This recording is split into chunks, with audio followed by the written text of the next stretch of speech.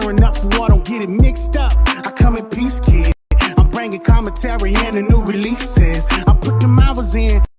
Get prepared now. We play on expert level, don't be scared now. I'ma destroy you on a Forza, I can tear down. If you ain't tuned into the channel, keep your head down. Cut the fix up with some Xbox babies, put the switch up.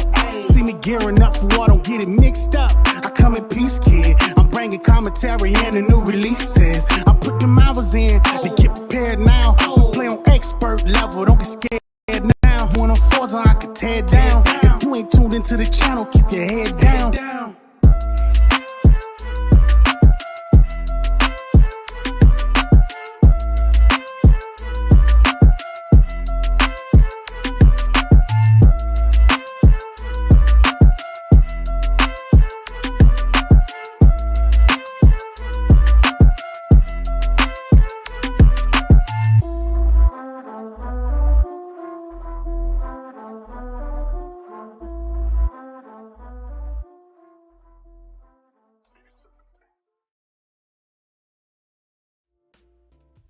Yo, what's up, everybody? Welcome to The Fix. You join with me, Infinite Umbra, and my co-host, the illustrious Daniel McG. That's me, illustrious as always. Yeah, guys, I mean, we had some crazy news this week regarding Microsoft and the FTC. Lina Khan getting cooked live in front of all of us like a Thanksgiving turkey today.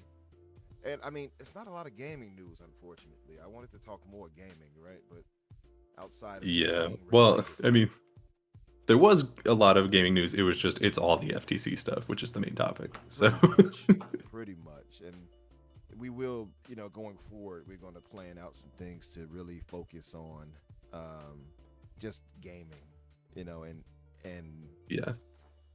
And as far as that goes, and again, guys, I know the sound from my voice to Danny's is probably all over the place. Let me see something. Yeah, okay. That should even us out a bit. I'm just gonna talk as close to the mic as I can. I have to get a soundboard, guys. I was talking to some guys over the weekend in the space. Yeah, and I think pretty cool. I think the issue is I just need a soundboard. Because as long as you promise me you won't start plugging in a bunch of like bad talk radio cues, like Dingo and the Baby, like none of that. Dingo and the Baby, 91.3 FM. Yeah, no, I don't want to do all of that. I will lose my mind. Yeah, let me see something. I'll see if I can adjust my mic just a bit. Guys, hold on for 1 second. I don't want to mess with too much because you know how it is, or maybe you all don't, but it's risky doing that with OBS and things like that. Okay, it could mess up everything. So give me 1 second as I troubleshoot it just in case. All right. That's definitely louder on my end. That might do it a bit for you all.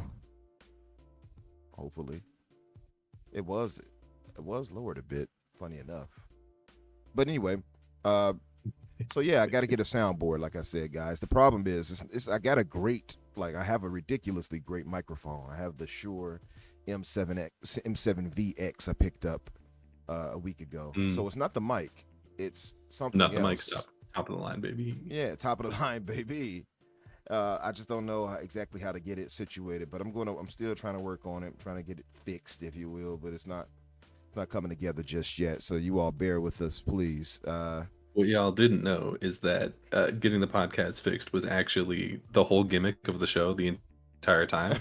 We actually planned that out from the start. Right. What'd you end up doing this week, Umbra? You have a busy week? Yeah, I had a decent week. Not necessarily super busy, but yeah, just been playing some gaming, man. Just been gaming rather with the buddies. You see in the gameplay footage, you all see here my glorious Halo gameplay. We played a ton of Halo over the weekend. Myself, Jedi Knight Peter, Red Dead Panda, my buddy Manic, Boba Fett.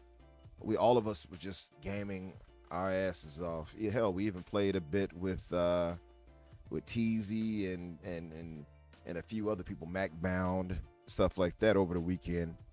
And the thing is, outside of this and outside of Halo and Diablo, that's really been it for me, man. I haven't done much more outside of that. I did try some of those demos though that they've added to Xbox. So Ooh. if you all haven't done that, you all should look into them. Some of them are actually pretty fun. I tried that marble game just to see how it would play. That was okay. Did you say marble or Marvel? Marble, like shoot it with Like little glass balls? Yeah. Pause. But yeah. Uh, Yeah, it was the marbles. But that one, I forgot the name of it. Marbles something. And Marble Madness. Yeah, right.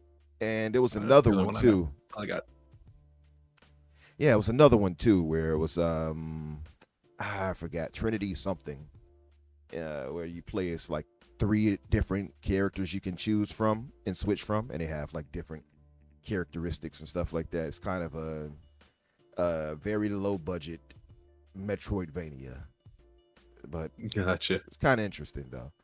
But other than that, Yeah, I was playing Fist too, but I stopped playing that like earlier. I only got like maybe an hour. Did you finish it or did you stop? I didn't finish it, but I did get far. I have a bit more to go though. But what about you? What have you been up to? Honestly, gaming wise, not a ton. I played Lost in Random, which is a really fun game. It's yeah, Not so EA, that's right? I think it's one of their like EA originals, but it's made by Thunderful, which is one of the studios that was on the acquisition list for Xbox. Also, Thunderful is the people who produced Planet of Lana. Yes, they did Planet of Lana. They did the Gunk. They have this really cool history of just making like very different games just with extremely interesting different concepts. They're sort of like a Double Fine, but if you but without like the comedy aspect, if that makes sense. But yeah, Lost in Random is really cool. It's a really great idea. I love the art style of it. I love the humor of it. Even though I just said that they're not usually funny, but that one is funny. But it's got this card system, and I don't know if I've talked to you about how much I hate card systems in video games. Every single time I play a video game, and they're like, and now you're gonna fight, but with cards. It has always been a bad idea, 100% of the time. I have never once picked up a video game, been told, and now you're gonna play it with cards, and been happy about it. Kingdom Hearts Chain of Memories, awful. The Marvel Midnight Suns would have been really good, but those cards kind of ruin it, right? Like every single time that I get into Neon White, all of these games, they're like, yeah, use these cards to do your game, and it's like, what if instead I just played the game? Yeah. What if instead I had fun though? Right. Wouldn't that be cool? Yeah. But no, other than that, I've just been like writing and watching TV. Like I started watching Survivor. I don't know if you remember Survivor from like 4,000 years ago when it was relevant. But I went back and started watching like the old seasons of it. So I've watched like the first 8.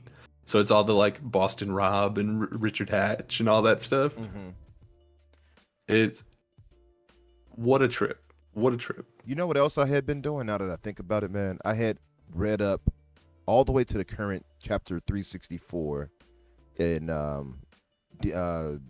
what you call it, Black Clover. Black Clover. See, I have not yet touched a Black Clover. Not yet. Oh, you went to Black Clover. So pitch me on this. Oh yeah, and since he's here now, my fellow Chicago brother. Yes, sir. Yes, post sir. up. What's up, brother? What's good, bro? Not You know, I do the anime too, boy. Oh, do you? Yes, sir. I didn't know that. Okay, we're gonna have you chop it up with us sometime soon about that. Oh, you just take this, my son. Hold on. Yeah, but so yeah, man, I checked into Black Clover and I read up all the way to 364. I gotta give them credit, man. The art is really nice.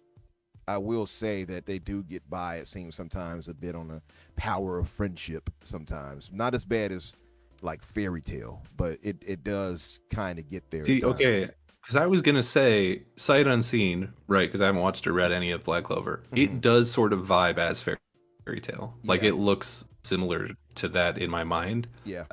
Not as similar, because I know the guy who did Fairy Tale, I don't know his name, but he's also done like 2 other manga since then that look just identical to Fairy Tale. Well, I think one of them even just has Happy in it again, the little blue cat guy. He's just in it. Yeah. He has a different name, I am sure, but he's just like he's just in it again. And it's like, You could just kept doing fairy tale. I think people would have been okay with that. If you wanted to just do fairy tale again, you could just do that. Yeah, Hiro Mishima, that's the creator of Fairy Tale. But you're right. Gotcha. I mean, he has Yeah, that. Fair Cherry was my joint. Yeah, Fairy Tale was cool, but it's like Danny said though, he does use those characters. He's in got a Fairy very Tail 1000. specific, like, this is what my show is. Yeah. Now I love his and you art know what? too. On some levels, I respect it. I love his Yeah. art too, but you're right. He had a spinoff. It's like a space-based one, I think. They're like supposed to be in space. But then he did make a new Fairy Tale too, called what is it, Fairy Tale 1000 or something like that. So that's a continuation of it. I haven't read it yet, but it's a continuation of it, I believe. But yeah, I mean, no, I do know what you mean though, as far as they go. But Fairy Tale used to piss me off because they were crazy with that power of friendship stuff. Have you ever read that post? Yeah, well, it's one of those shows where, like, every time I don't know if this is a spoiler. I haven't watched far into it, but to my understanding, every time that they beat like a boss or whatever, or a bad guy, they're like, "Hey, do you want to like join our club? Yeah, You want to hang out?" And, like, they be best did friends. that too. Yeah, get your ass beaten, then you join us. Yeah, but Post, since you're here, let's everybody welcome our brother Post up here to the show. Post, what have you been up to, brother? Oh, he's still busy. He did say he had to speak to his son. Thought he jumped back in, but okay, we'll come back. So We'll circle back. we might. By the way, chat, we did have Luke Steele was going to join us tonight, and Everborn Steele may join us, but Everborn is kind of busy on Thursday, so he might jump in. He's running a little bit late. Yeah. He might jump in. No promises to be certain, but he might be jumping in as well. Yeah. But Luke wasn't feeling too well, so unfortunately, so he had to cancel. So, but we do have the great Yeah, so post give up him and some love on possibly Twitter if everyone. you see him. Yeah, send him some love. You know, tell him Lina Khan got cooked for us. But yeah. But shout out to everybody in the chat. By the way, much love. Thank you all for joining us. I do mean it this week when I say that we might not be going that long, simply because our topics are really going to be focused on FTC and Lina Khan, having her hearing today, where they just laid into this woman. I saw a few of the clips. I didn't watch it all the way, but the ones I did see, and I'm going to play a few of those clips as we talk about it. They did not go easy, and I didn't expect them to. The Republicans are very anti. So I watched the regulation, so I expected that. I watched the whole thing while I was at work today, or listened to it more accurately, because like I can't just stare at my phone for 3 hours while I'm at work.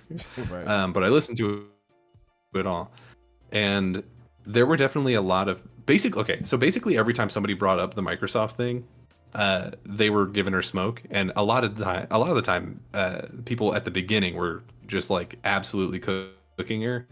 But then the second like half of the hearing or whatever, most of the people who came up were just like, "Hey, I really like this stuff that you're doing in other areas," right? They'd be like, and it was mostly these like elderly people. I guess that's what Congress is. But it'd be like these elderly people would come up and they'd be like, "Hey, I hear that you're making good strides on stopping people from robo-dialing me to try to get me to like send money to a Nigerian prince or whatever."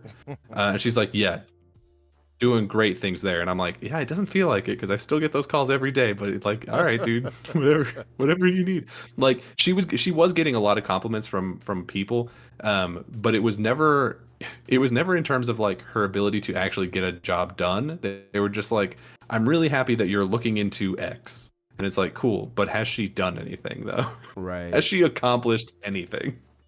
Yeah.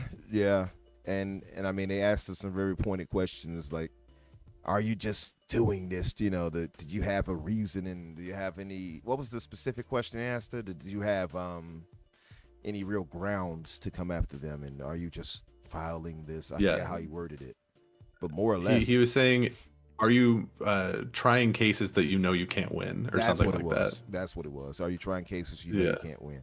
And that's the only time I thought where she looked like she was genuinely annoyed by the question. Typically, otherwise, she seemed very professional. Where she was, it's because she knew that the answer was yes. Yeah, that's probably what it is. She knew that she had to lie. That's probably what it is. But she also probably sensed the cooking coming.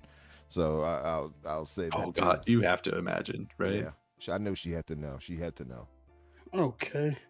Seems like just when you start to sit down and get settled, then your children get the calling, your girl get the FaceTiming, and then why was this a few minutes ago? Yeah.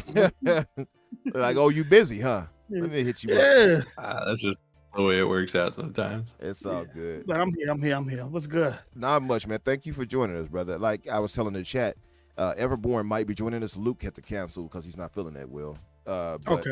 when we're not trying to extend the show over what we're going to extend it past, right? Like we're just going to cover what we can cover and move from there and go and get in the show, right? So, Okay. but so I'm not going to keep you for a really, really long time or anything, or the audience. But I was just asking, but you're away. What have you been up to this week, brother? Oh man. Getting the music studio back up, so we ordering new equipment for that. Nice. I've been doing that behind the scene. All Got right. to get back to producing, engineering, and writing and stuff like that. Wait a minute. You say you're writing. So what are you writing? Like R&B? What are you doing? I do a little bit of both. I do hip hop. I do R&B. I've written stuff with a few R&B singers from the city. All right. Did some work with on Crucial Conflict. Okay. Speed Not Mobsters. I work with a lot of people. I stepped away from the music for a while, and Yeah. you know, some of the guys is like tapping me on the shoulder, telling me to get back into it. Let's make one last run. I say, okay, so Yeah. so that's where we at right now. Outside of that, it's a constant thing. It's a taking small care of world family. though. It's a small world though, isn't it, Post? Because like the Speed Not Mobsters, they were tied to Twista, and Yeah. you all wouldn't believe this maybe, but Twista was my gun instructor.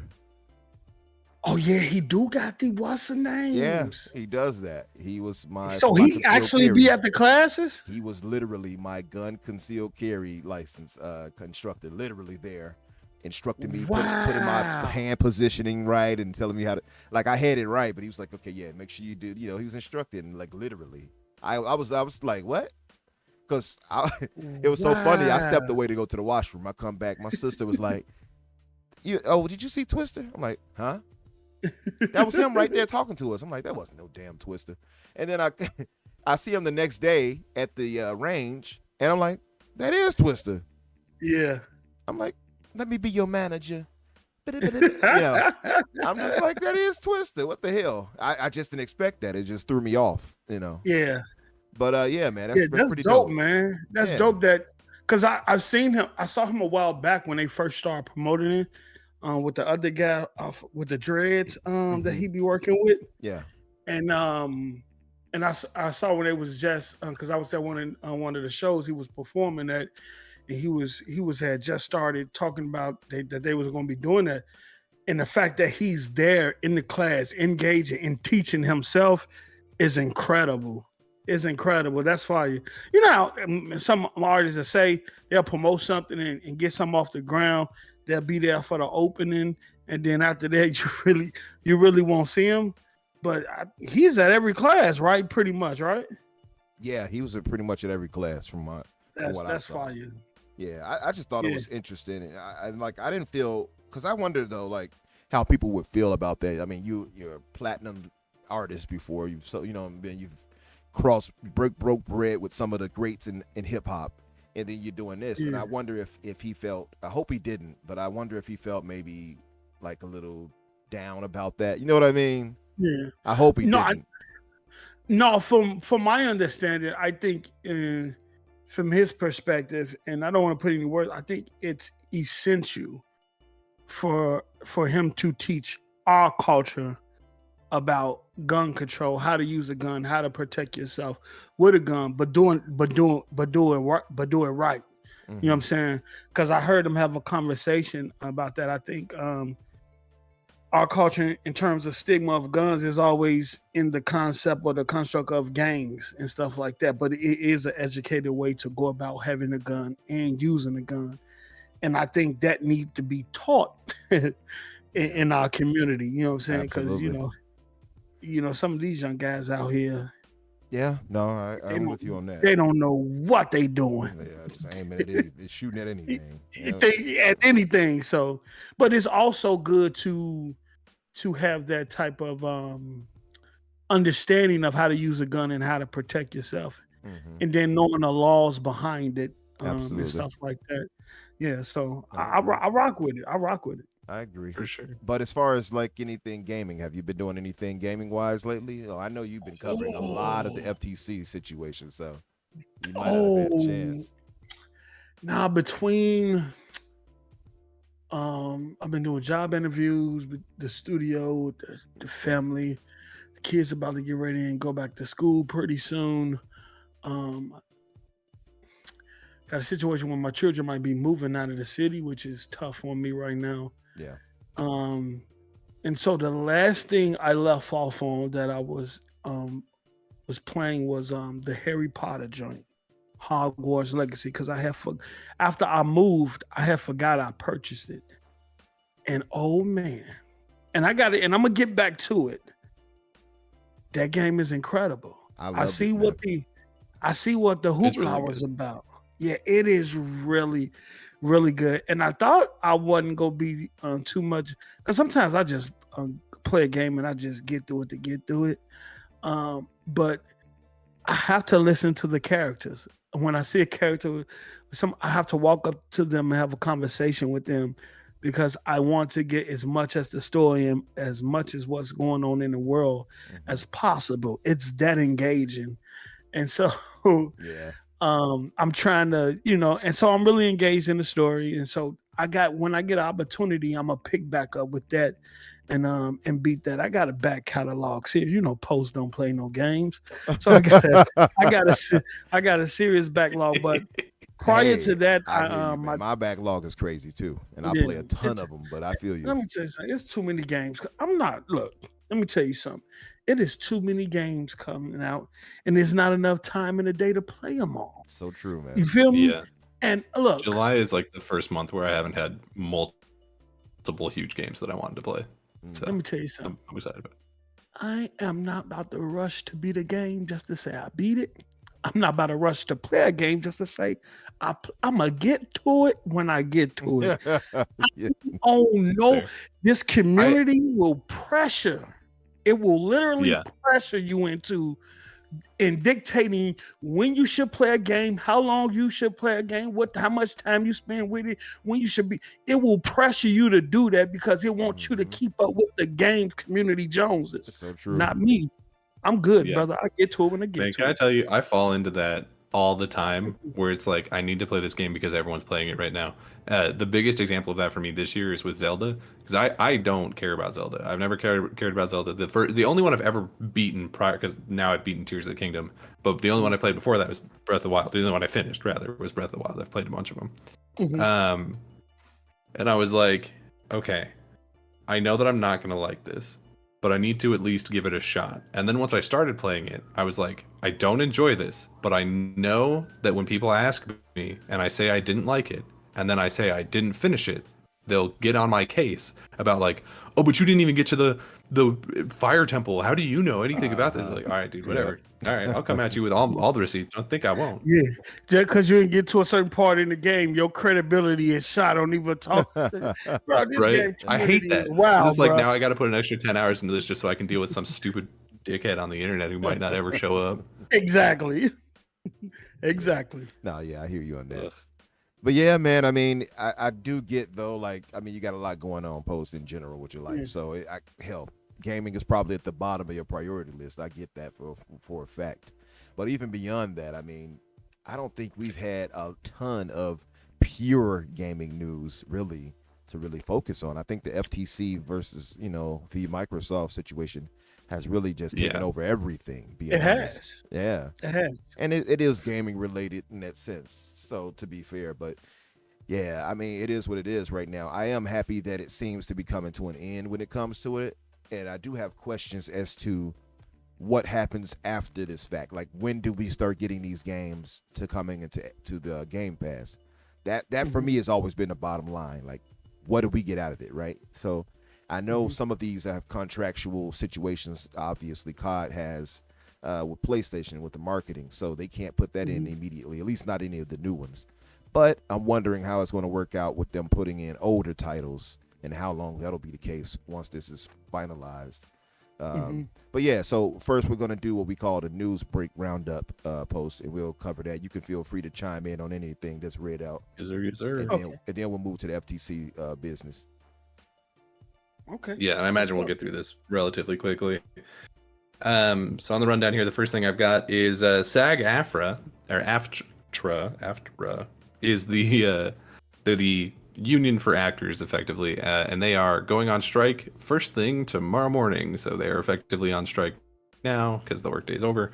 What this means is that they will be unable to film anything until their demands are met or they break the strike. They won't be able to do any press junkets or film premieres, and won't be able to promote anything at San Diego Comic-Con or any similar event. So basically, don't expect any other big film news to come out. This is also very likely the reason why so much of the casting information and stuff that we're going to get into in a second here has come out in the last couple of days, is because they need to announce it before everyone goes on strike, because then no one can talk about it. But as a reminder for why they're striking, all they're asking for is for their wages to be adjusted for inflation and for AI to not steal their jobs in terms of the writers. That's all they want. Like, there's some other smaller things, but those are the two big ones. In response to that, it seems kind of crazy because we talked about we talked about this before with the AI thing. Have you all heard some of those AI samplings where they use the AI to mimic the voice of deceased singers singing different songs and stuff like that? Oh yeah, you gotta love that. I heard not terrifying at all. Yeah, I heard this one where it was, I think, Freddie Mercury from Queen. Yeah, and he was singing "My Heart Will Go On" by Celine Dion, and it sounded just like him. I'm like, how in the hell? It's a cool technology. But it's like, first of all, it's terrifying. It scares the hell out of me. And second, it's like, okay, but also you still need to pay your writers. Like, hey, these people who actually are paid to do this and are really good at it and will always be better at it than the AI will be. So maybe just pay those people. But instead, in response, the studios proposed to SAG. They had this big long list of things that they wanted to do, and one of them, the most funny one, and the one that's being passed around a lot, is that they made an offer that they would be able to scan background actors, so like extras, take their likeness, pay them for 1 day of work, which is I think like $100, and then they would be able to use their likeness in any form without any pay or consent after the first day. Oh, that's dirty. Yeah. And according to Deadline, what is it? NBC? Is that what it is? The studios and the streaming services plan to break the WGA, the Writers Guild of America, is to, quote, allow things to drag on until union members start losing their apartments and losing their homes, and went on to call it a cruel but necessary evil. Wow. Just to put into context who we're working with here. Wow. They didn't attach a name to this quote, but they specifically said it came from a studio executive. That's pretty dirty. So, pretty cool times. It's also really funny because in response to this, a lot of writers have come out and been like, actually, we already get paid so little that pretty much all of us have side gigs that pay more than what we made before. So we're good. We're actually fine. No, that's pretty shitty. I mean, we're just picking up more hours at our side hustle, while your entire industry burns because you refuse to pay us a livable wage. And I don't blame you. Isn't that cool? These are the Writers Guild in terms of movies, or like everything, TV shows, everything, like that? Yep, movies, TV shows, yeah, any kind of media like that. Yeah. Not like authors, I guess it wouldn't be like novels, but yeah. Man, you would think, given the publishing for TV shows and reruns and stuff like that, that'd be. But at the same time, you got to take into account what they're actually getting paid or what was actually negotiated in terms of their contract. Yeah. And you look at the movie industry right now, it's in a fickle situation in terms of trying to finance footage. It's still trying to somehow maintain the old theater, going to the theater and saying, but I don't think the theater has the same weight as it did back in the 90s. Oh no, not at all. I think streaming is so Yeah. powerful right now. Mhm. And I think I think they're at a point where similar to what the game industry right now is, we're making these large investments into these IPs and we have to find additional ways to recoup.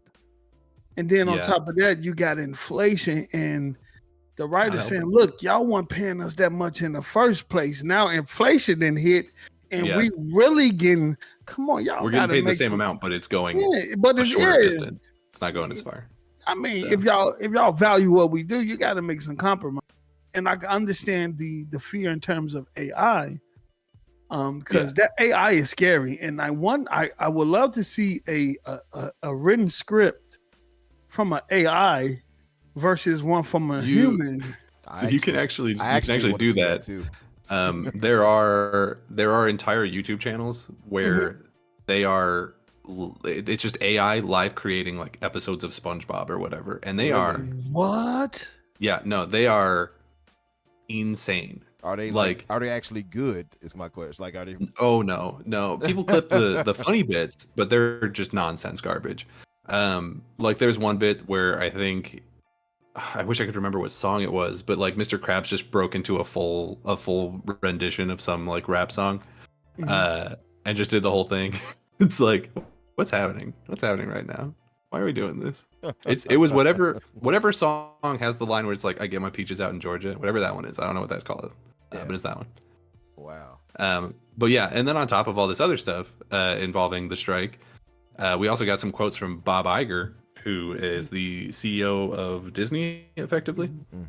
And he, to put into perspective, makes $25 million annually.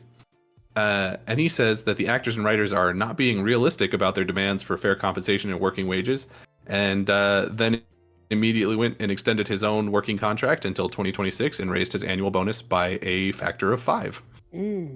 So he's getting what he needs, and everyone else can go stuff it. He also, on like a slightly different note, just to throw this in there, he also says that they're going to plan to make less Marvel and Star Wars content after so many of the Disney Plus shows, quote, diluted focus and attention, which I don't think is necessarily correct. I don't think it's that we like the way he says it sort of puts like the blame on the consumer, where he's like, well, there was so much stuff and you guys just didn't care to watch it. And it's like, actually what it was is that you didn't budget it correctly. You made too many things and then the quality dropped and people didn't like it as much. So like you're making the right choice, but for the wrong reasons. So I guess we'll take Yeah, I mean, if you all been paying attention and watching any of these Disney Plus shows or even some of the movies, you kind of seen the effects, the special effects, to be particular, have gone down a lot from what we used to see. In my opinion, they've not looked as effective. So I think I've started to notice the budget cuts way like. Oh, absolutely. I mean, all you have to do is compare the CG on one of the more recent Marvel movies. One of the other recent Marvel movies to what it was in Guardians of the Galaxy 3, where like, hey, guess what? That raccoon, not real. But like, you wouldn't know it because it looks amazing. Because, and the reason for that, well, it's twofold, is number one, they had a lot more time to work on it because of all the situation going on with James Gunn. And two, James Gunn knew exactly what he wanted everything to look like and which aspects he wanted to use for practically and which ones he wanted to do CGI going into it. And so he was able to sit down with the artist and be like, this is what I want for every single one of these shots, instead of what they do in some of these other movies where they're like, we're going to film this entire movie. We don't actually know what's going to be happening in the background of this shot, or we don't know what the suit is going to look like in this film at any point. So we're going to have to come up with that after the fact. And in some cases, like a month before the movie gets put on screen. It's like, what are we doing? Yeah. How did you get to this point? Yeah. Have you all been watching that Secret Invasion? I'm up to like episode 3. Yeah, I haven't watched the most recent episode, but I watched the first 3, Yeah. So some of the special effects in there are okay, but even then I'm like, And I just don't think some of the stuff works with I think they get away with a lot of it. Yeah, I think they do. Because they leave like the Skrulls in human form most of the time. That too. Yeah. But I think just the writing and everything like that I think has taken a toll on the MCU. It's just not to me what it used to be personally, unfortunately. But Yeah, I don't know. I think I agree. Yeah, hopefully they get it back, man. I still have to watch that Guardians though. But what else did we have in the news? Oh, there? Guardians so 3, I good. haven't watched it. You haven't yet. watched it either? Yeah, I gotta check Okay. that out, man. Oh, thanks for Genuinely reminding like a me. top 10 MCU movie. Easily. Thanks for reminding me. The Was that first two good? was So fire. Yeah. So wait, Danny said it's like top 10. So you think it's that like good? top Huh? 10. Huh? It's a top 10 MCU movie. It's absolutely phenomenal. It's so Oh good. wow. Okay, I gotta check that out. It should be coming Yeah. to Disney Plus soon enough, though, right? It might already be on there. I genuinely don't know. I didn't see it the other day, but yeah, I know they're selling it. Like if you could buy it, I think in digital right now. Oh, like the Blu-ray and stuff. Yeah. Oh yeah. That's weird. But yeah, but what else did we have in the news, brother? We got a lot of set photos from Deadpool 3. The most notable thing to point out is, hey, Wolverine's got a new suit. It looks pretty good. Yeah, It's finally in more suit, comic book accurate. It's actually yellow.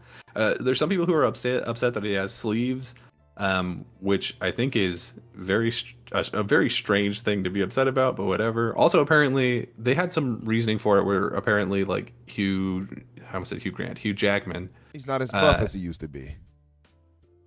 Well, but also apparently he has like a history of getting skin cancer really easily, so they're just like, we're just gonna cover him up as much as we can, and it'll be fine. Don't worry about it. Hugh Jackman? Which like that does feel like kind of a weird excuse because it's like, well, you could just use like His a lot family of sunscreen, have but a also history? apparently so. But They like, just said he could use a lot of sunscreen. you just use a lot of sunscreen. Like, I don't know, dude. It seems like a more effective use. You're probably wearing it anyway. But even so, like the design looks fine. So I think it's such a pointless thing to complain about like, that's not my Wolverine. My Wolverine's got his guns out in the sun. You know what I mean? Ooh, hey, my boy. Like, come on. Nonsense. There was a ton of photos that leaked from the set, some of which are just like straight up spoilers. So I won't get into any of those. But I guess with the actor strike, we won't be seeing any more of that because they literally cannot film anything at this point. Yeah, a lot of it's restricted right now.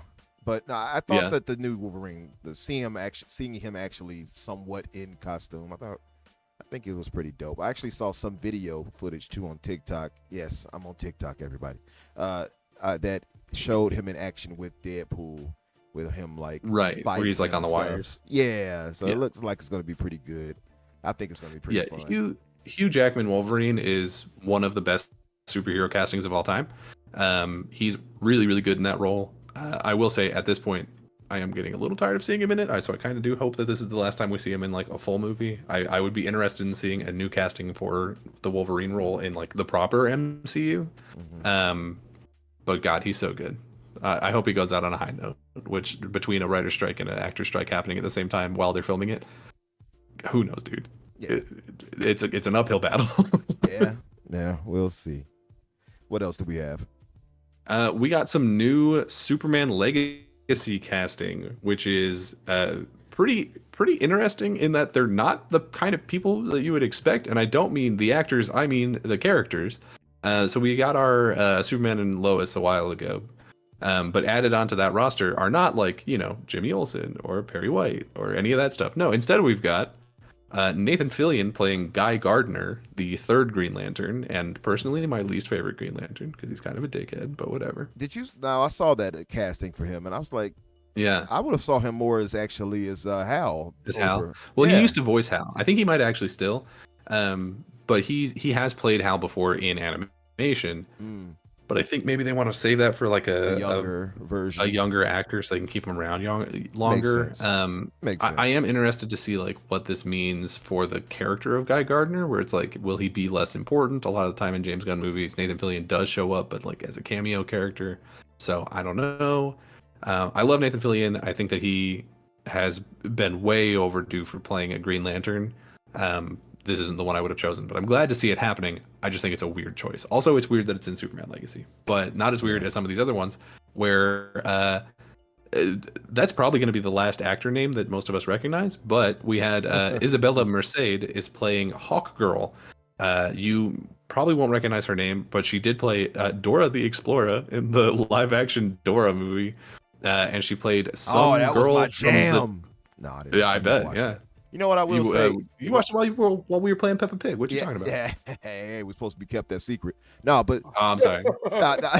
I was gonna say Chappy though, cool. one thing I noticed that DC does that I think they mess up at, and I don't know why they keep doing it, is they try to stuff in They everybody. just throw so many people in. Yeah, right? like why are you I don't know what's stuffing in going all on. these characters in And it's one not about to movie? get better. Yeah, and this is Like, a as a reboot, spoiler, there's two other essentially. people.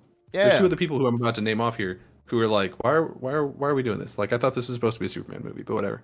right. But yeah, so she was in that. She was also, you may know her from the Transformers, the one that Merlin was in, the Transformers The Last Night, where they had swords for some reason, and Merlin was in it, I guess. Right. She was a very, well, not very, but like a high school age girl in that. She's very young. I think she's like 23, something like that. But apparently she's good. I have not seen her in anything, so I really don't have any comment on that. But I do have comments for Eddie Gathegi, who is playing Mr. Terrific. You may know him as the X-Men from X-Men First Class, who his entire thing is that he couldn't die and then they killed him immediately. He's that one. He's Darwin. You know, yeah, that was so dumb. The man who couldn't die. It's very dumb. Died. That was dumb. But the one brother, right, who's Oh, of course. to power was to evolve past anything, died. But whatever. Yeah. But I don't really see him as Mr. Terrific, by the way. I looked at him and I'm like, nah, because I don't know. Maybe his profile. I mean, I don't wise, really he have a doesn't lot look of like connection to Mr. Terrific in general. So, me, but to be fair, so I'm not mad about it. But he just doesn't look like him to me, honestly. But yeah. I will say, like, the guy that you pointed out that will play Superman, who they did eventually cast, I think he does. Corn Sweat, yeah, he does look. He's like great. Yeah, I think his casting and the Rachel Brosnahan for Lois, phenomenal. And to be fair, I don't actually think any of the casting here is necessarily bad. I mean, they're people I don't know, but that doesn't mean that they're bad at it. Like, they look the part if they're good actors, and I trust that the people who are in charge of casting should hopefully be able to figure that out. The top then, two, I would say, no problem. Top two, I would say, is is him and Lois. They both look like they should look. They look phenomenal. Yeah. And like Nathan Fillion, TV show. Greatest Guy Gardner. I got no problem with that. It's going to be the movie Superman Legacy. Yeah, so Superman Legacy is the first movie of James Gunn's DC universe, and it's going to start. Yeah, and it's coming out 20. I think we have a date for it. It's like summer 2025, so it's a little bit off. But they've started announcing casting for it. Because I like the show on CW. Yeah, that's getting, I think, one more season and then that's done. But that show is apparently really good. I need to watch it. It's really good. It's been really, really good. I haven't watched it yet. Great production value too. It ain't cheap. It ain't a cheesy suit.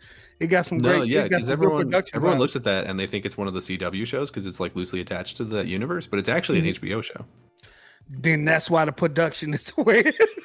Yeah. Wait a minute. There you go. What's an HBO show? The one with Superman. It's called Superman and Lois, or I think it's called Superman and Lois. Oh, I didn't. Yeah, Superman and Lois. Yeah, it's fire.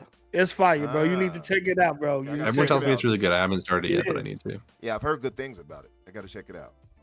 Yeah.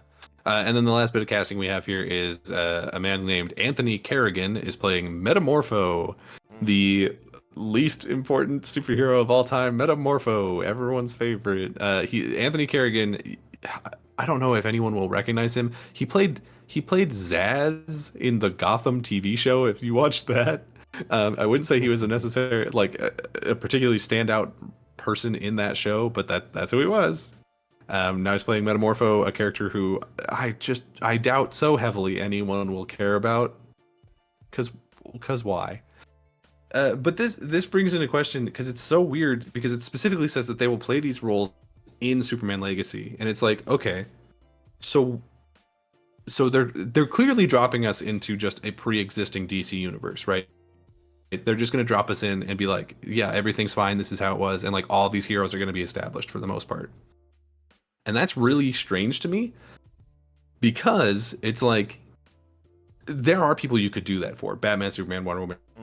Sure, you can throw us into a pre-established version of those characters, probably even like the Flash and Green Arrow at this point. People know them from the CW shows. Like, right. you could throw us into a world where those heroes already exist.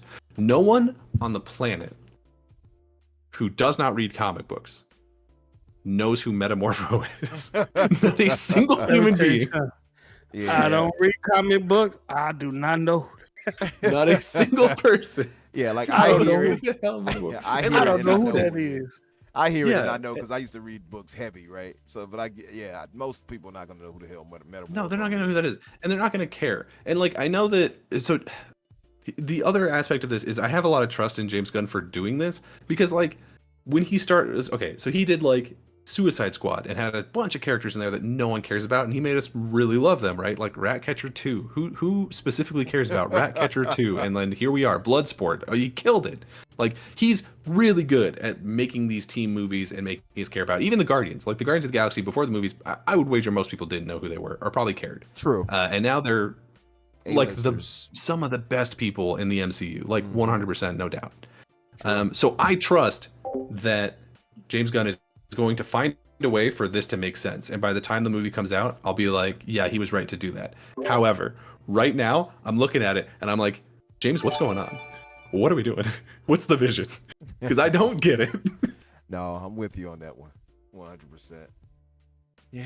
Oh yeah. Thanks, Pete, for that triple kill. You saw that? Yeah. Carrying the team and carrying Pete and everybody else like I tend to do in Halo. It's nothing.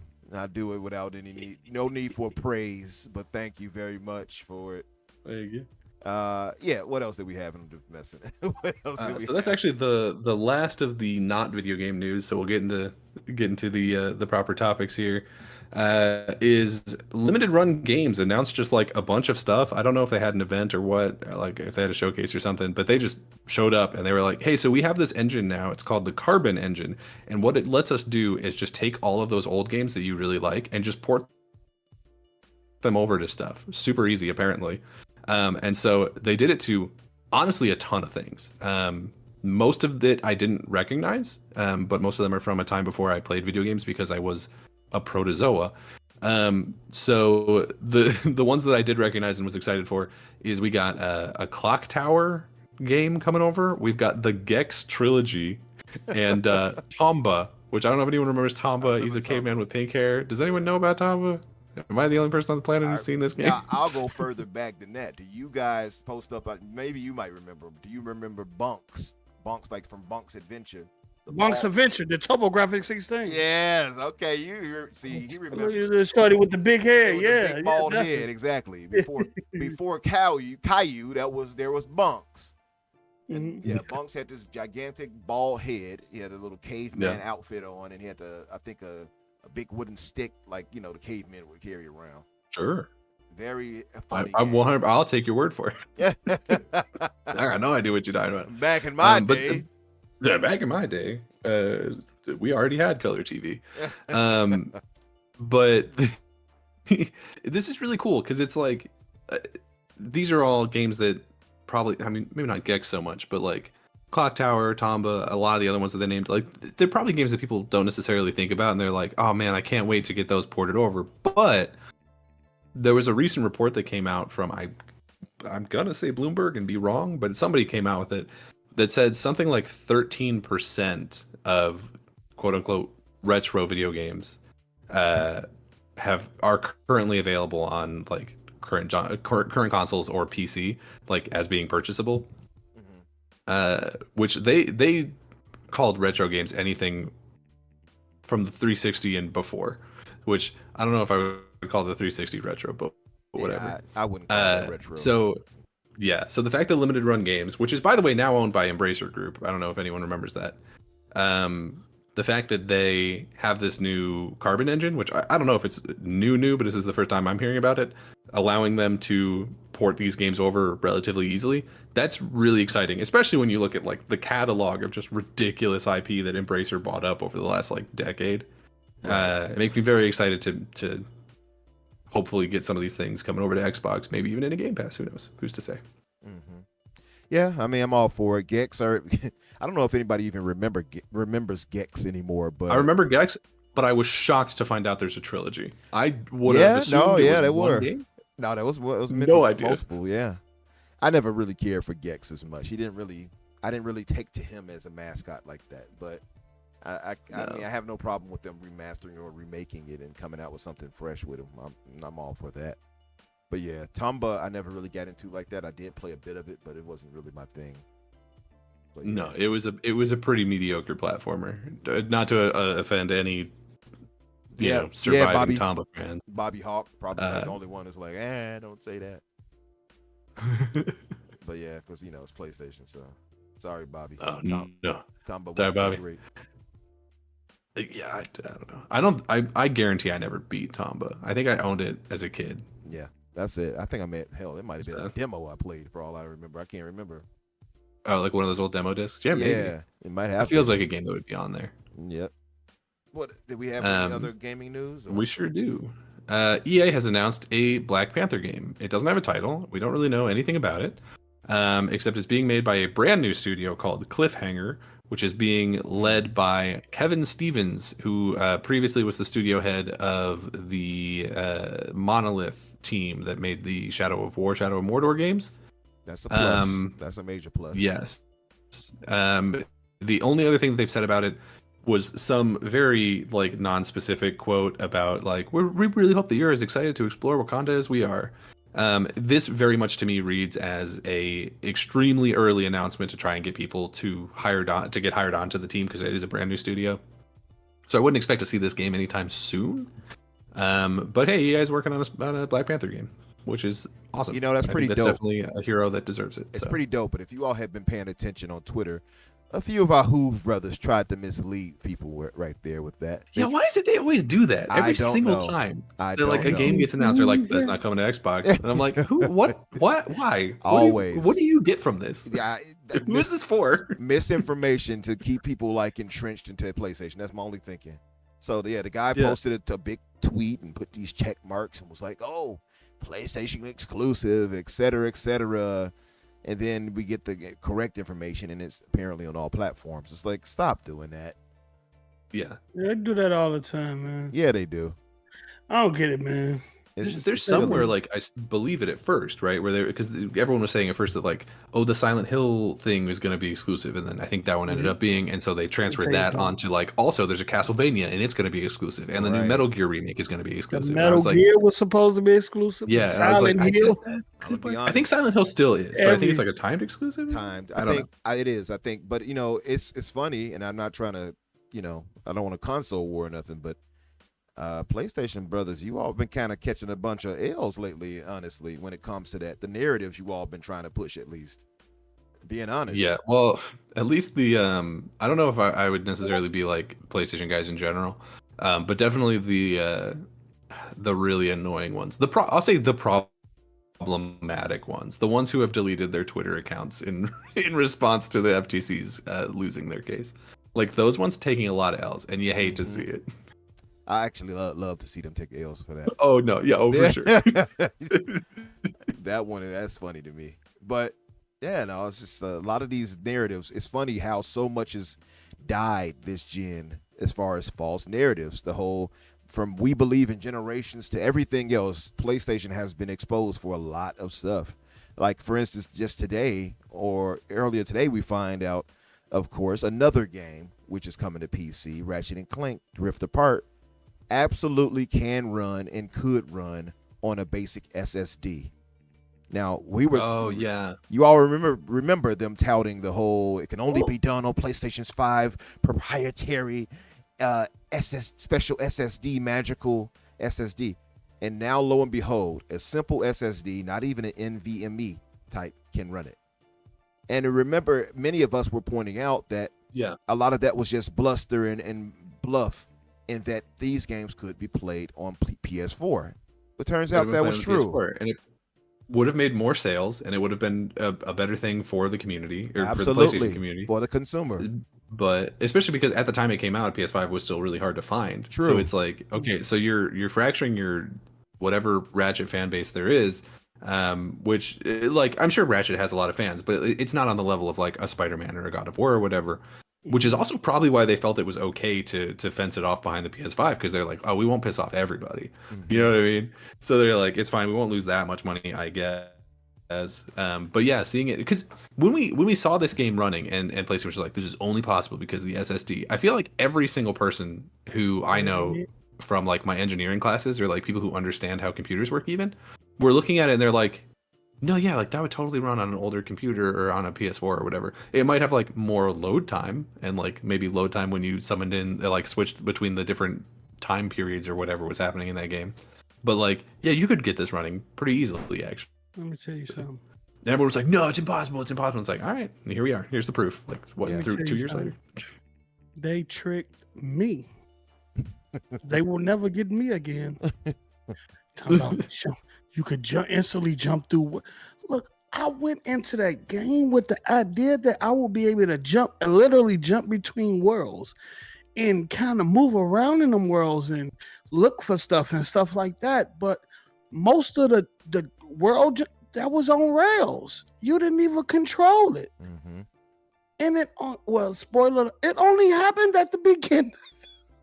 And that was it. True. It was like, and I also was expecting them to kind of go more in depth with that feature, jump into worlds, throw enemies into other worlds, grab items and stuff out of other worlds and bash the enemy. Just it's so much that could have been done with instead of using it as a feature to push you further in the map or just to fight in hidden areas.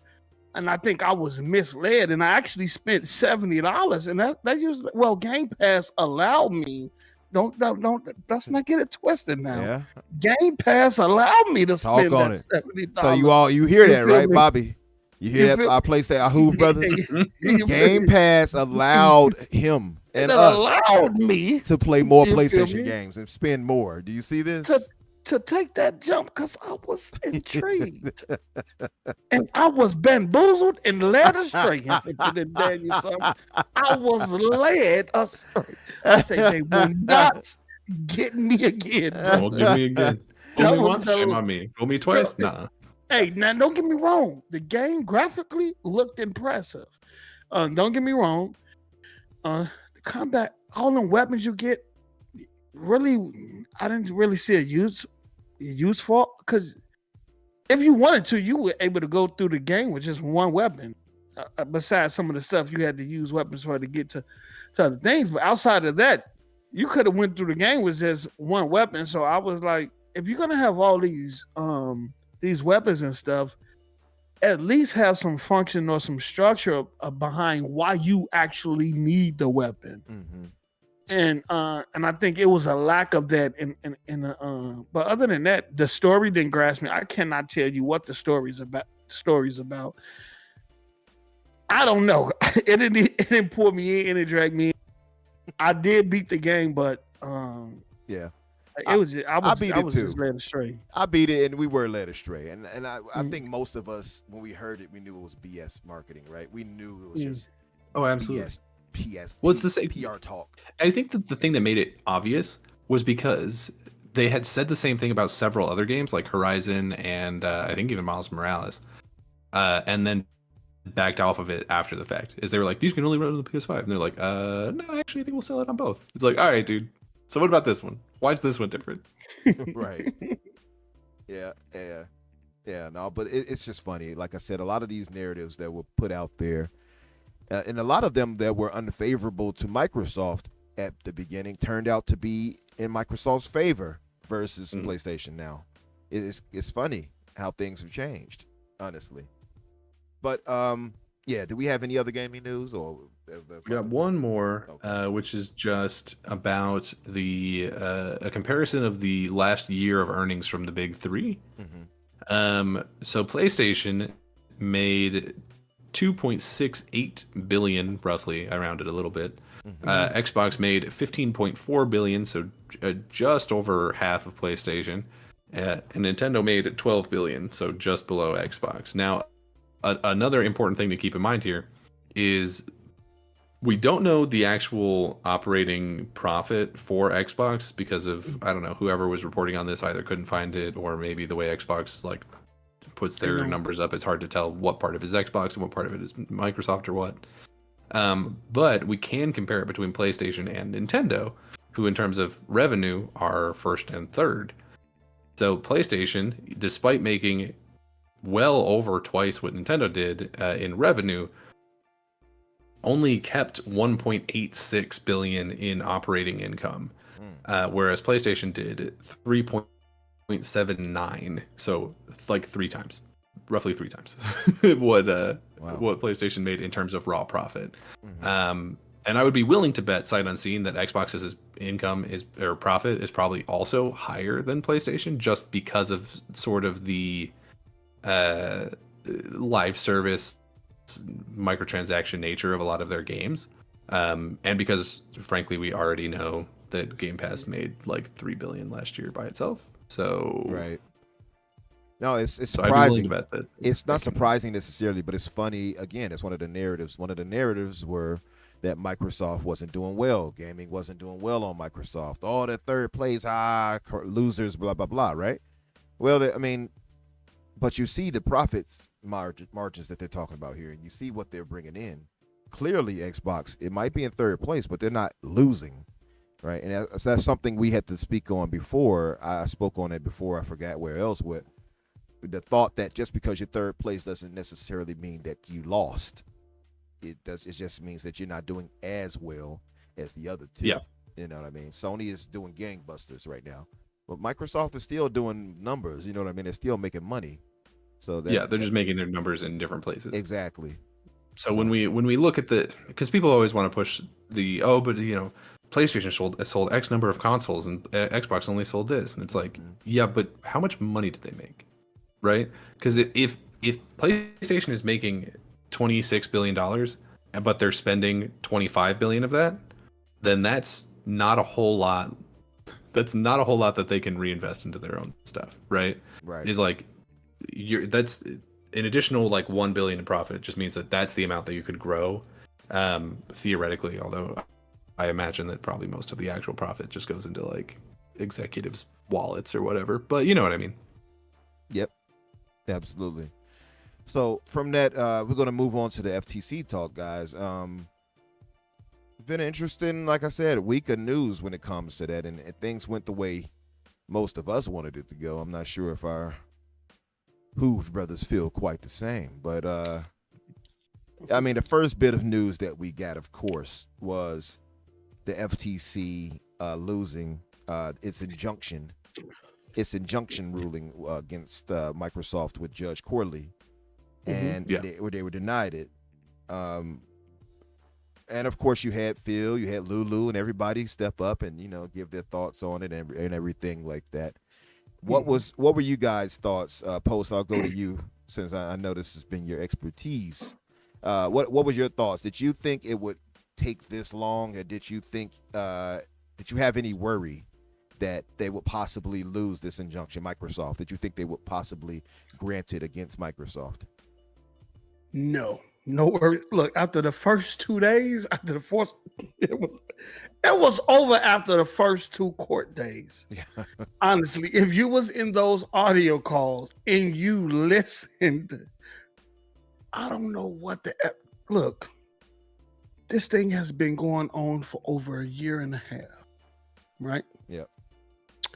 The FTC had all of that time, right?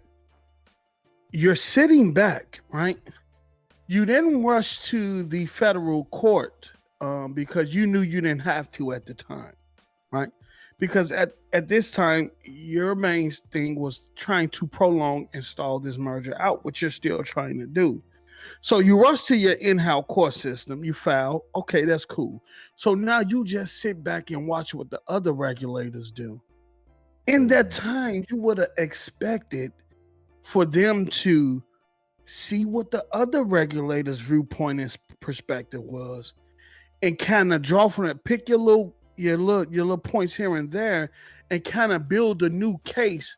So around this time, when it's your turn to sit, and your turn for you and Microsoft to sit in front of each other in front of a judge, that you'll have a whole new perspective. But you didn't. You sat on your hands for a year and a half. You listened, you communicated with other regulatory bodies. You never changed your console SLC, despite other regulatory bodies doing so. Even the one that's been colluding with you with the CMA. Mm-hmm. Right? So you kept your same old arguments from a year and a half ago, and you didn't change anything. What? I am flabbergasted. Look, I don't know what to think. How is this possible? How is this possible? Right? Mm-hmm. And you do that, and then when you get in front of a judge, not only that, you had a year and a half, over 3 million pages of documents from Microsoft, from Activision, Sony, and everybody else, and you still had no understanding of the case you're trying to block. In the industry, you don't. How you have all that information, all the resources, all the behind the scene paperwork, dealings, and stuff like that, and still don't have no understanding of the game industry and how things work? Yeah, no, I agree with you there.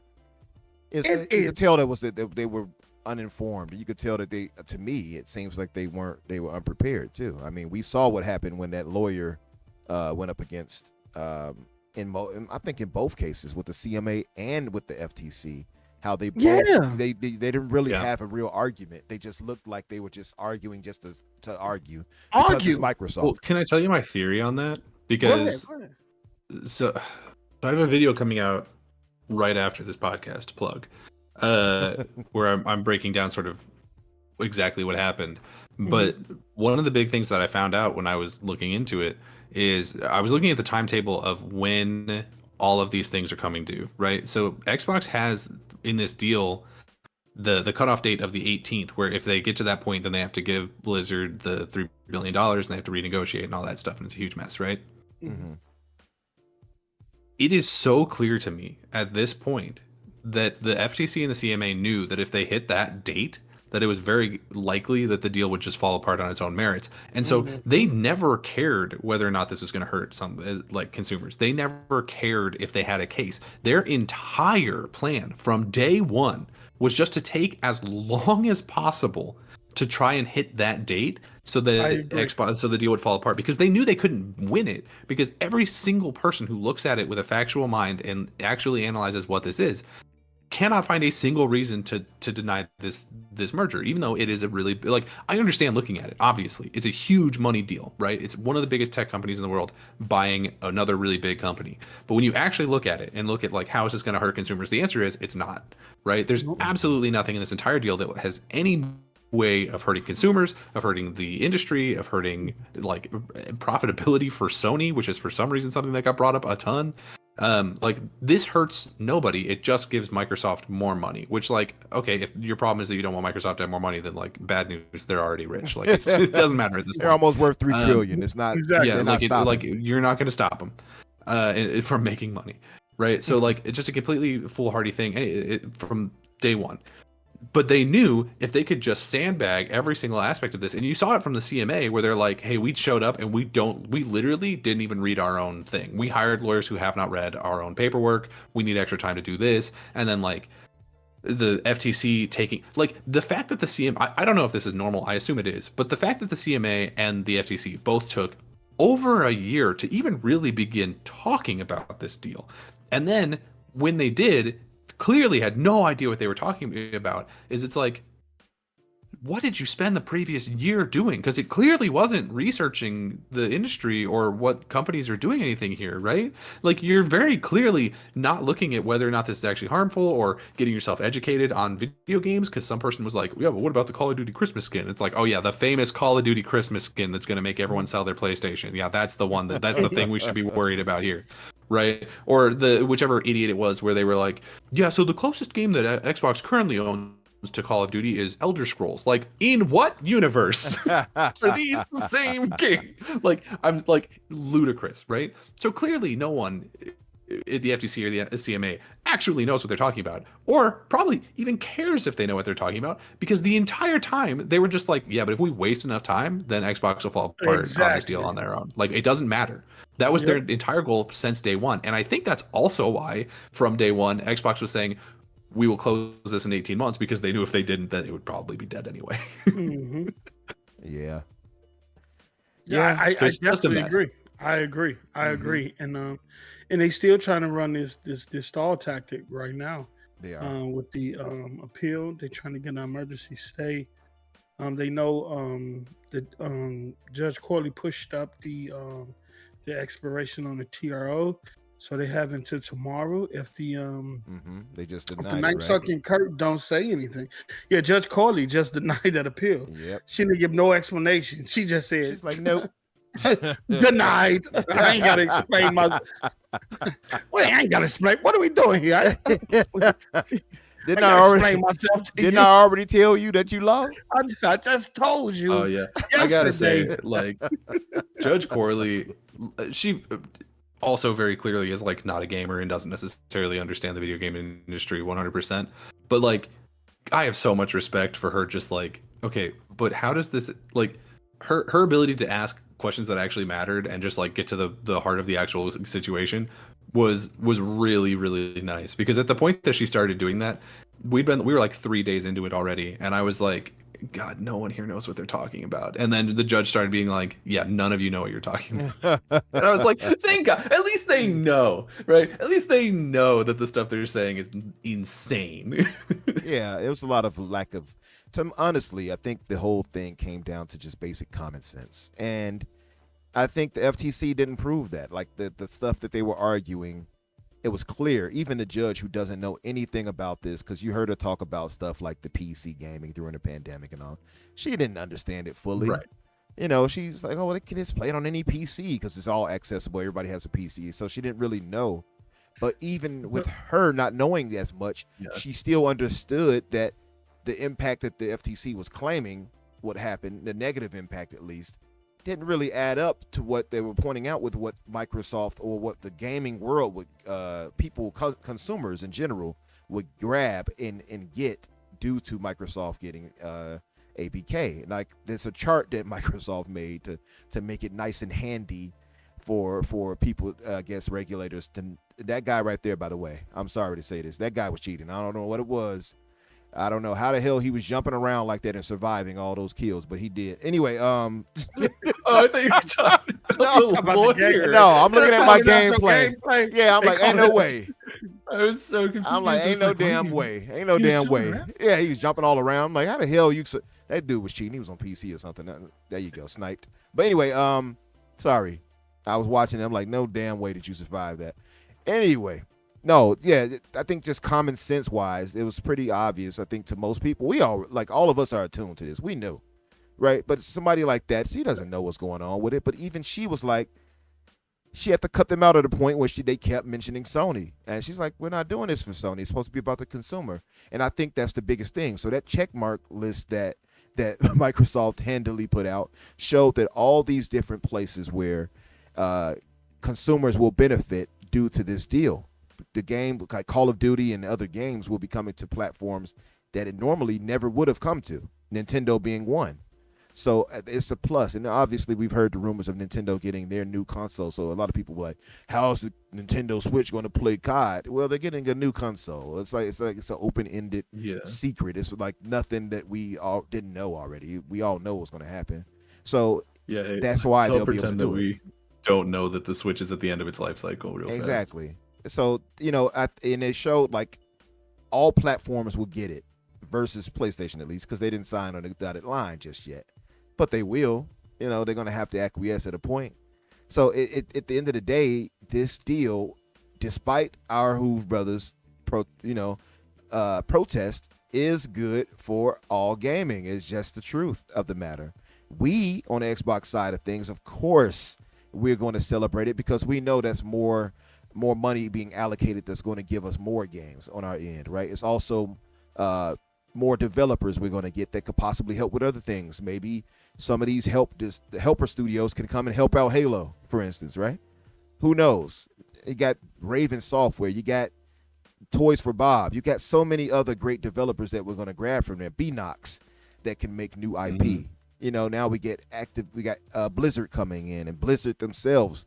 You know, now we hear not rumor, but now we know that it's 17,000 people they're picking up with Blizzard ABK, rather, in totality. Yeah, it's and that balloon because it was 10,000. Yeah, Yeah, it's larger than Xbox and Bethesda combined it's And the ridiculous. distributor, by they a got a wide margin. distributor over in is that the UK? They got a distributor. I'm I not forgot. I sure. think it's in Europe or the UK, but Activision got a distributor over there too. hmm I don't know in regards to, I guess, I don't know if it's merchandise or something like that, but I saw it somewhere. But I thought it was 10, 17,000. 17,000. It was 10. Fuck. Yeah, when they first announced it was 10. Now it ballooned to 17,000. So I say that saying that there are going to be some cuts. I mean, just being realistic. Oh, they cutting people now. Oh yeah, I mean, they almost already certainly, yeah. absolutely, and there's going to be some redundancy. So some people are going to be let go, unfortunately, and I don't say that lightly. And there have been some firings at least, or some departures from Microsoft in the past week. I think a week ago, they let some other people go. So I can understand how it's going to look or feel shitty for those who just got fired, just to know that these thousands of people are about to be picked up from ABK. I can imagine that feels trash. They have to feel like trash over that, right? So that's unfortunate. I will, on the human side of things, I'll acknowledge. But yeah, the thing that I go back to is that as far as if you're going straight business on what affects us as consumers, this still benefits consumers wholeheartedly. There are no two ways about it, and that's where the FTC and even the CMA, who I'll go into next, lost the plot, in my honest opinion. So with the CMA, speaking of, we heard news that they tried apparently to walk back a day after, if you all remember. For those for those who have been paying attention, we had the CMA. They were talking about the CMA had agreed on a small divestiture to address the regulators' concerns with them and Microsoft. This was immediately posted, like maybe 30 minutes after the ruling came through for the FTC losing the injunction. Then the next day we hear, they didn't agree to that. They didn't agree to that. And I think that's a lie. I think it's a lie too, but I'll go further than that. We had this thought that the CMA was colluding with the FTC. I still hold true that I believe that is the case. They was. They 100%. And I'll go further. This right here was just, we'll talk. Oh, no, we're not in talks. They're trying their best because they knew the FTC was going to try to file for this emergency TRO.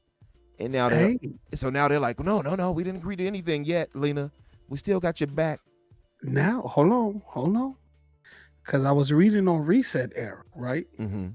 And there's a few users over there that think this is the real reason why the FTC ran to the federal courts to file for a preliminary injunction. The fact that they found out, the FTC found out, or the CMA told FTC that them and Microsoft had came to an agreement in terms of the divestiture. Now we know what the divestiture is.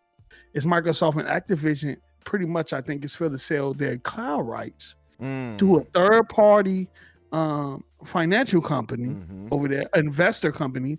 And they got one that's interested, meaning that anything dealing with ABK and stuff like that in the cloud over there in UK will be negotiated through the third party company that buys the rights versus going through Microsoft and Activision. And I think the reason why the CMA came out and denied this report is because they don't want to look weak. Yeah, I think that makes a lot of sense. And to go to what Post was just pointing out, Tom Warren did share this, and I shared it in my Discord as well. And if you all are not part of my Discord, let me know. I'll post a link later on my Twitter. But Bloomberg reports that Microsoft is considering selling UK cloud gaming rights to a telecommunications gaming or internet company to allow the Activision deal to close with the CMA. I'd imagine EE is in the picture. I'm not sure who EE is, but they must be big in the UK. EE is a telecom. They do mobile. They do all the mobile stuff over there. They're huge. I think they do mobile and cable now, and cable and all that stuff. Yeah. Okay, cool. So that right there is interesting. When I see EE though, it's a black person. All I can think is but anyway, EE, that's what they're doing. They do the cell phones and you know, distribute cell phones. And I'm being stupid. Ignore me, audience. it's crazy because Microsoft have a deal with them Yeah. in place. They but that would be, if given how big they are, that would be a good go-to. Yeah, it would be. They're would going to be. find a way. They're going to find a Yeah. way to get this deal done. There are no two ifs and buts about that. You know. No, But see- absolutely not. But see, this is why I think because if you look at the what happened at the tribunal with the cat in CMA, Hmm. that didn't play out well for the At all. CMA. At And all. one thing the justice made clear, he said, this is unprecedented. He say, we're not going to do this how we usually do it Mhm. because Mhm. this is unusual. This is something new. So we can't approach it the same way we would approach other things. We have to approach this differently. So, of course, and Mike, shout out to Mr. Beard. That lawyer was getting his Hey, man, money. He was making his He money. got it. He got Oh, it he- fast tracked, Yeah. right? I mean, that man's worth a lot of money. He better Hey, be good. Hey, that Did you see how much 5,000 that was- did you see how much that guy was getting paid? 5,000 an hour. Yeah. It's something like that. It's insane. So he, I so, would kill a man for 5,000. man. Hey, look, the 1,200 an hour old girl was getting. I was, Oh, the judge. Yeah, absolutely. anything is possible if you believe. That's how I was looking. I did not know that was even possible. But I'm saying anything is possible. That's a hell of a But- salary. Yeah. Let me tell you something, but Jesus. in that, Mr. Beard did a heck of a. He made the CMA look stupid. Yes, he did. He made them look unprepared, and Mhm. he made them look like they was wasting the cat time. Yeah. And guess what? If you listen to the cat, Hmm. they was kind of on that same minute. They were, and they Yeah. were on that same timing. When you look at in those Parliament guys that spoke to him, our brother, our UK brother, who was putting her in check, putting those guys in check over there, by the way. And then you look at the Congress over here, who we'll be getting to in a minute. We're roasting Lina Khan. You see the same energy across the board, and I know it's a lot of conservatism, you know, in both Parliament and Congress. To be fair, they don't care for regulations much, but to be fair, but both of them, you know, were really on those guys' cases, and it's funny. It's across the board from the UK to the US in that regard. But yeah, you're right, Mr. Beard. He was on it, man. He was on that timing. You're absolutely correct. He got it fast. He got it fast tracked, right? Mhm. 5 days, right? It was going to be a 5-day trial, right? Right.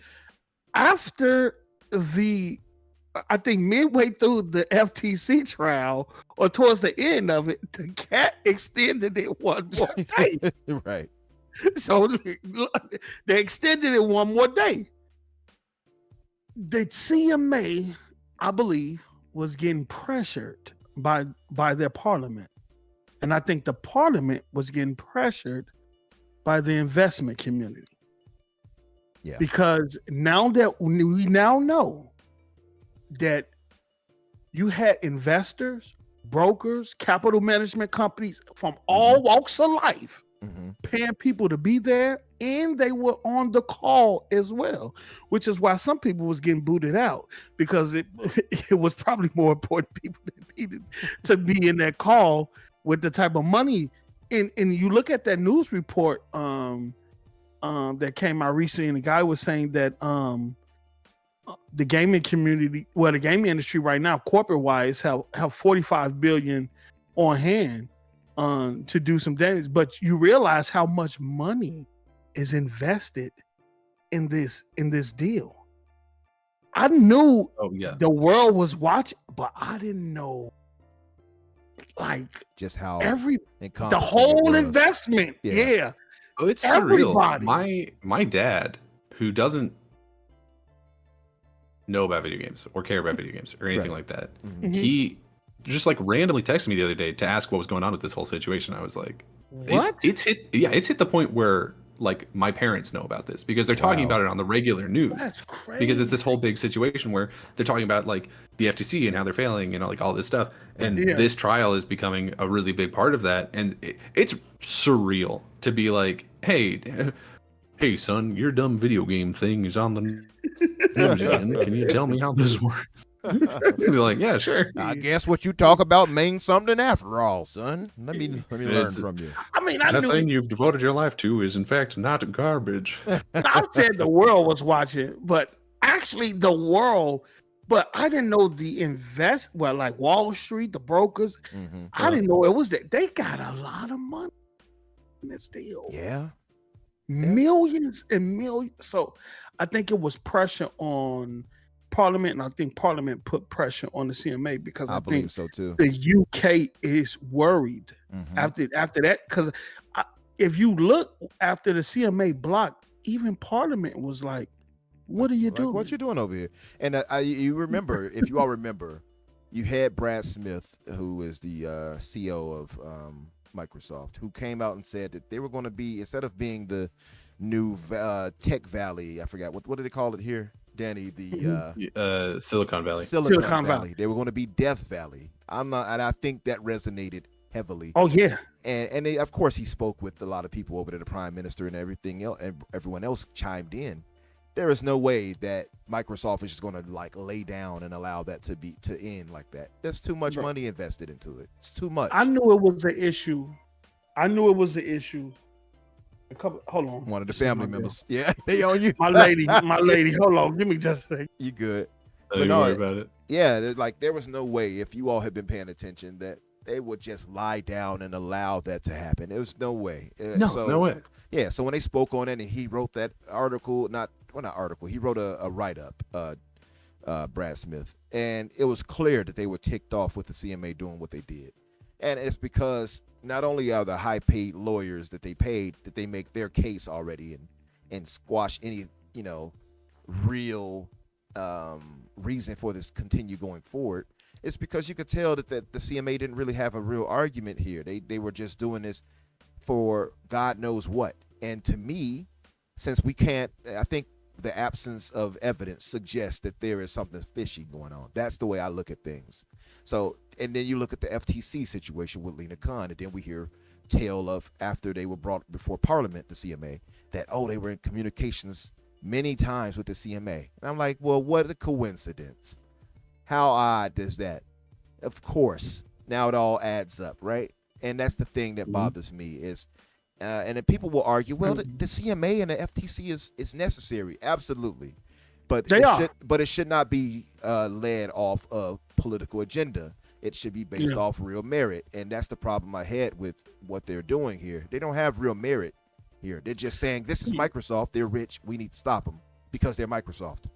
That's right. not good. Well, there was that one congressman, I forget his name, who said as much. He basically just said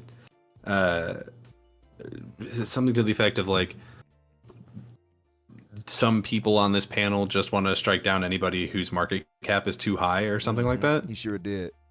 And speaking of which, I'll transition to this part here where after the injunction failed and it was ruled in Microsoft's favor, Lina Khan came before Congress today, as you all might have seen some of these clips.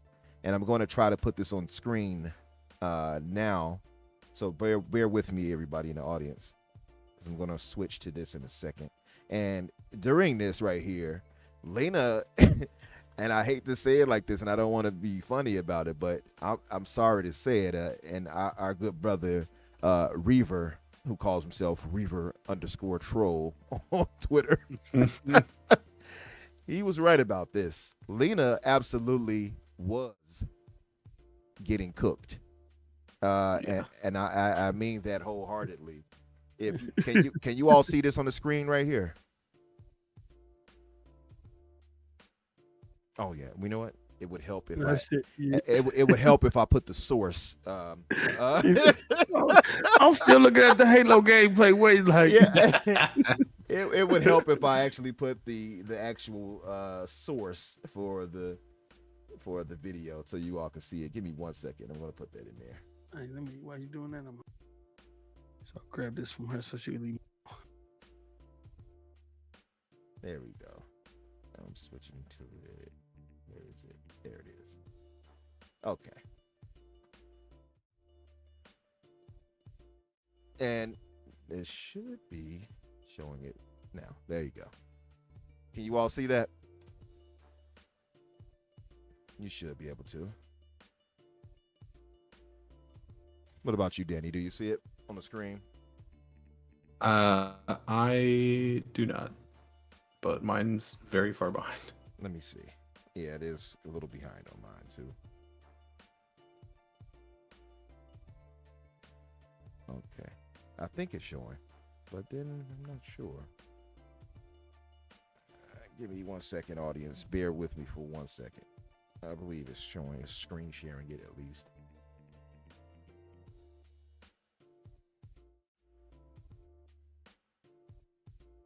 Okay. This thing is being odd a little bit.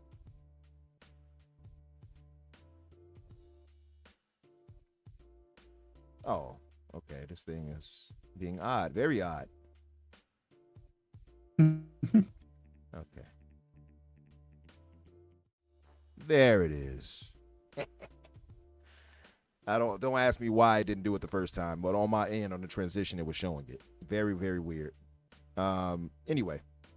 So this video here, I'm going to play this and I want you all to hear this and you'll be able to see and hopefully hear this pretty well. I'm going to play a few clips from today's hearing. And as you can see, like I said, our good brother Troll Reaver here, he talked about Lina Khan getting cooked, and she absolutely got cooked. Make no mistake about that. So bear with me, guys. I'm going to play it now. Let me know if you all can hear it. Determinations. But are you bringing cases that you expect to lose? Could you repeat that? Are you bringing cases that you expect to lose? Absolutely not. Okay, well, your track record seems to suggest otherwise. Let's look more closely at the Activision decision, though. The court first noted that in an attempt to lower your burden, you essentially made up case law. You couldn't find anything actually that's the courts have provided in terms of precedent, so you cited to your own FTC decision as precedent. But irrespective of the legal standard, the court, you probably wouldn't have won under any standard because the court said this, that the FTC has not raised serious questions regarding whether the proposed merger is likely to substantially lessen competition. Not raised serious questions. The court also rejected not only rejected your assertion of a likely anti-competitive effect, but found just the opposite, that the record evidence points to more consumer access. So why should Americans have faith in your judgment when this Biden-appointed judge says you are so far off the mark? Congressman, this matter is still pending before the FTC in administrative adjudication, so I'm just going to be limited in what I can say about the merits. Our complaint lays out the staff's view of what this merger would result in and why that would be a law violation. But the judge roundly rejected it and said there weren't even serious questions, and now having lost, you're spending even more taxpayer money on an appeal that you're even less likely to win because the appeals court is going to defer to the trial court's findings of fact in this very fact-intensive matter. So why are you spending even more taxpayer resources pursuing this appeal? So I can say again, this was a staff recommendation. I can say it a general matter. Staff always looks closely at an opinion and looks at whether there are certain errors in law that they believe are worth appealing on. Those are in general the types of determinations that go into whether the FTC ends up appealing. Gentleman's time. Okay. So that was one clip right there. Did you all hear that pretty well? It was loud and clear. Because I want to make sure everybody heard this cooking, as they would say, that this cooking that happened today. So that's one clip right there. I'm going to give you all another one. Excuse me for 1 second. There's a bunch of them here. I'm going to go and try to go in chronological order. And we had one from our good brother Astor who posted one. According to your Senate questionnaire, you held yourself out as counsel for the Democrats on this very committee. You used this title, but you are not licensed to practice law. Counsel is a term reserved for lawyers, licensed lawyers. And in Wyoming, a person who in any manner holds themselves as competent to practice law without a license to do so is guilty of unauthorized practice of law. I believe the law in the District of Columbia where you held yourself out is similar. Do you believe it is appropriate for non-lawyers to claim the title of counsel? Congressman, when I had the honor to work for this committee, I complied with all of the document requests that the HR folks requested, including documentation about the fact When that I checked your registration status this morning, I learned that you are not in good standing with the New York Bar. Your license is listed as delinquent, which means you have failed to file your biennial registrations, and it means that you have not been paying your bar dues, completing your continuing legal education, and maintaining your law license. I believe it's shown on the screen. It also means you're subject to referral for disciplinary action. I find this situation to be stunning and a reflection on your ethics. With that, I yield back. Damn. Did you all hear that? So it came to light, you know, Lina here didn't even have a law license right now. And I'm going to play this last clip and we'll talk on it. You're going to fail. You then took on, you're failing in that, you're going to fail. You then took on Microsoft. Microsoft's a big company. Everybody up here seems to want to beat on anyone that has over $1 trillion market cap. And when you served on the committee, you were big on, if you were over $1 trillion, we need to break you up or stop you. However, that merger that you lost the other day is one in which a protected market that Sony enjoys in Japan, a company that is already We got a larger, Mike Ross running the needs FTC. competition. The reality is we are a global market, and you are thinking only of who you want to go after for some reason. And I cannot find your logic, and I believe that it begins at the top. When you blamed your staff and said staff decisions, shame on you. The fact is you run this organization and its left turn came when you took over, not with the staff that many of whom would have already been there. Ooh, ooh, ooh, ooh. Oh. Yeah, it didn't look too nice for old Lina today. I'm sure you guys all heard that, right? So, like I said, it came to light during this hearing here that old Lina wasn't quite forthright with everything that we would have probably expected. She's delinquent. She's listed as delinquent, which means she failed to file her biennial registration, and that means that she's not been paying her bar dues, completing her continued legal education and maintaining her law license. That means she's subject to disciplinary action. Now, a lot of people were talking before this, talking about, oh, she needs to be fired and all of this. And I was like, settle down. She needs to go to jail. And I'm like, all right, relax now. You're doing too much. But here, this at least does seem like she deserves some smoke. What were you guys' thoughts about this and takeaways from this? Let me see. I think it's surprising. It's definitely surprising that her license is out of date. Like, I think that's really weird. Like, I get that she's not a lawyer, right? She's the chairperson for the FTC, but she doesn't actually like go to court and act as a lawyer. So like maybe she doesn't need it. But to me from the outside, it's like, how does that even happen? Like how do you not have this up to date? You would think that would be like number one. Like, I worked at a movie theater and we had to keep our food handler's card up to date. And I know that that's not exactly the same thing, but it's a license that I needed to do my job. Right.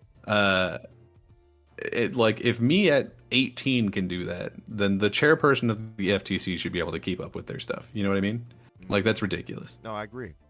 I agree with that. And in general, you can hear the tone that the Congress had about this situation. And it was not favorable. Very clearly, they tore into her. A part of this that pissed me off, actually, is the clips that we've shown are the ones of the Congress people who held her accountable for that. There's a person who went immediately after, I think it was Isa, maybe, that guy, went immediately after him and was just like, I can't believe these people are tearing you down. Like, you've done nothing wrong and all that stuff. And then at the end, in direct reference to her card being out of date, he was like, let me ask you one more question. Do you have any library books that are overdue? as if it's the same thing. Mm. Like, hey, do you have any library card or books Yeah, I that you heard haven't that. returned yet? It's like, Yeah. no, dude. But her license is expired. Like, what do you... How are you equating these things? Like, how does your brain work? That's a How false are these the equivalency. people in our Yeah. Congress? Like, what happened? It's a silly false equivalency. Yeah, absolutely. Post, and I'll go to you on this. And I know you made a tweet earlier that I saw that surprised me. Well, maybe not surprised, I would say, but made me laugh a little bit. And I was like, oh, wow, it's coming down fast. You pointed out, and I'll let you elaborate on it. You pointed out that apparently there was some going to be some budgetary cuts for the FTC. You mind giving us information and illuminating us with that? Yeah, we knew it was coming. This is not the first hearing that Lina Khan had to sit in front of a House committee and be grilled like this. A couple of months back, she did the same. She had to sit in front of the committee because she was asking them for an increase in budget. I forgot the actual number. I have to look it up. But today, as one of the and what's so funny about today, it was outside of the clips you just showed. It was pretty much a posturing fest of Republican versus Democrats. It was very partisan, yeah. It just got crazy. It got to like, why is she even sitting there? Because y'all like using her to throw shade at each other. There was one point where two different, like, one was I think Hispanic and the other was a black guy, were both calling each other racist. Yeah, in court. Yeah, because the guy like, even pulled the race card. Yeah, because one of them had been mean to Lina, and the other one was like, "I can't believe you were mean to her because she was brown." And he's like, "Dude, I'm brown." Like, yeah. That was it's just a wild day. She wanted a 33% increase in her budget. I think she was asking for. I don't think it was in the millions. It was. I think it was about 100 million. Like 160 some million, yeah, somewhere in there. And they were like, and the guy, one of the congressmen was like, "You're 0-4." Yeah, you're sitting up there like he was like, "We understand the other stuff you're doing, but in terms of mergers, are you?" Because he brought up one of her old quotes from an interview she did, where she was saying, "Look, whether the case is winnable or not." Even the cases that we know we can't win, we still gonna fight them. And he asked her, like, are you intentionally losing these cases on purpose? Are you doing this on purpose? Because you think we're gonna reward you more money for losing? And instead of getting a 33% increase in the budget, they decreased the FTC finances by 25%, the budget by 25%. So that's, I mean, if you're losing like that, man, and you're doing this, and you threw your own staff under the. Oh yeah, that part's hilarious. Where the guy's like, "No, actually, this is on you. Like, this is your fault. Yeah. You threw your own in charge. staff. You're the boss." The staff that really ain't rocking with you, that's been leaving in droves. Yeah. Why did you put in this appeal? Because it was about the appeal specifically for the Microsoft ABK thing. Why did you put in this ABK appeal and waste more taxpayer dollars? And she's like, "Well, that was a staff decision." It's like, your staff hates you, dude. What do you mean? Right. She threw her staff under the bus like, "Nah, that's you. That's all. Don't try to put that on your staff." Probably the staff that passed on that note to the lady with the blues. Like, "Hey, you know she ain't got a loss license paid for, right? She paying on it." Yeah.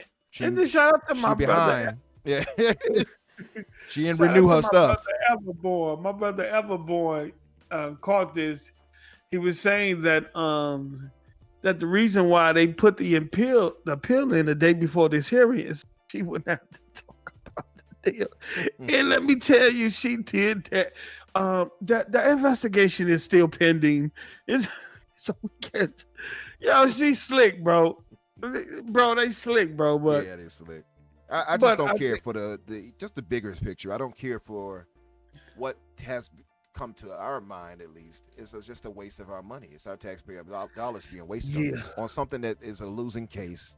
And we all know it's a losing case. And I'm not trying to, I don't want, it's a few things here that I could go into if I really went political that I could point out that I hate our money, specifically black folks' money, is being used on to fund.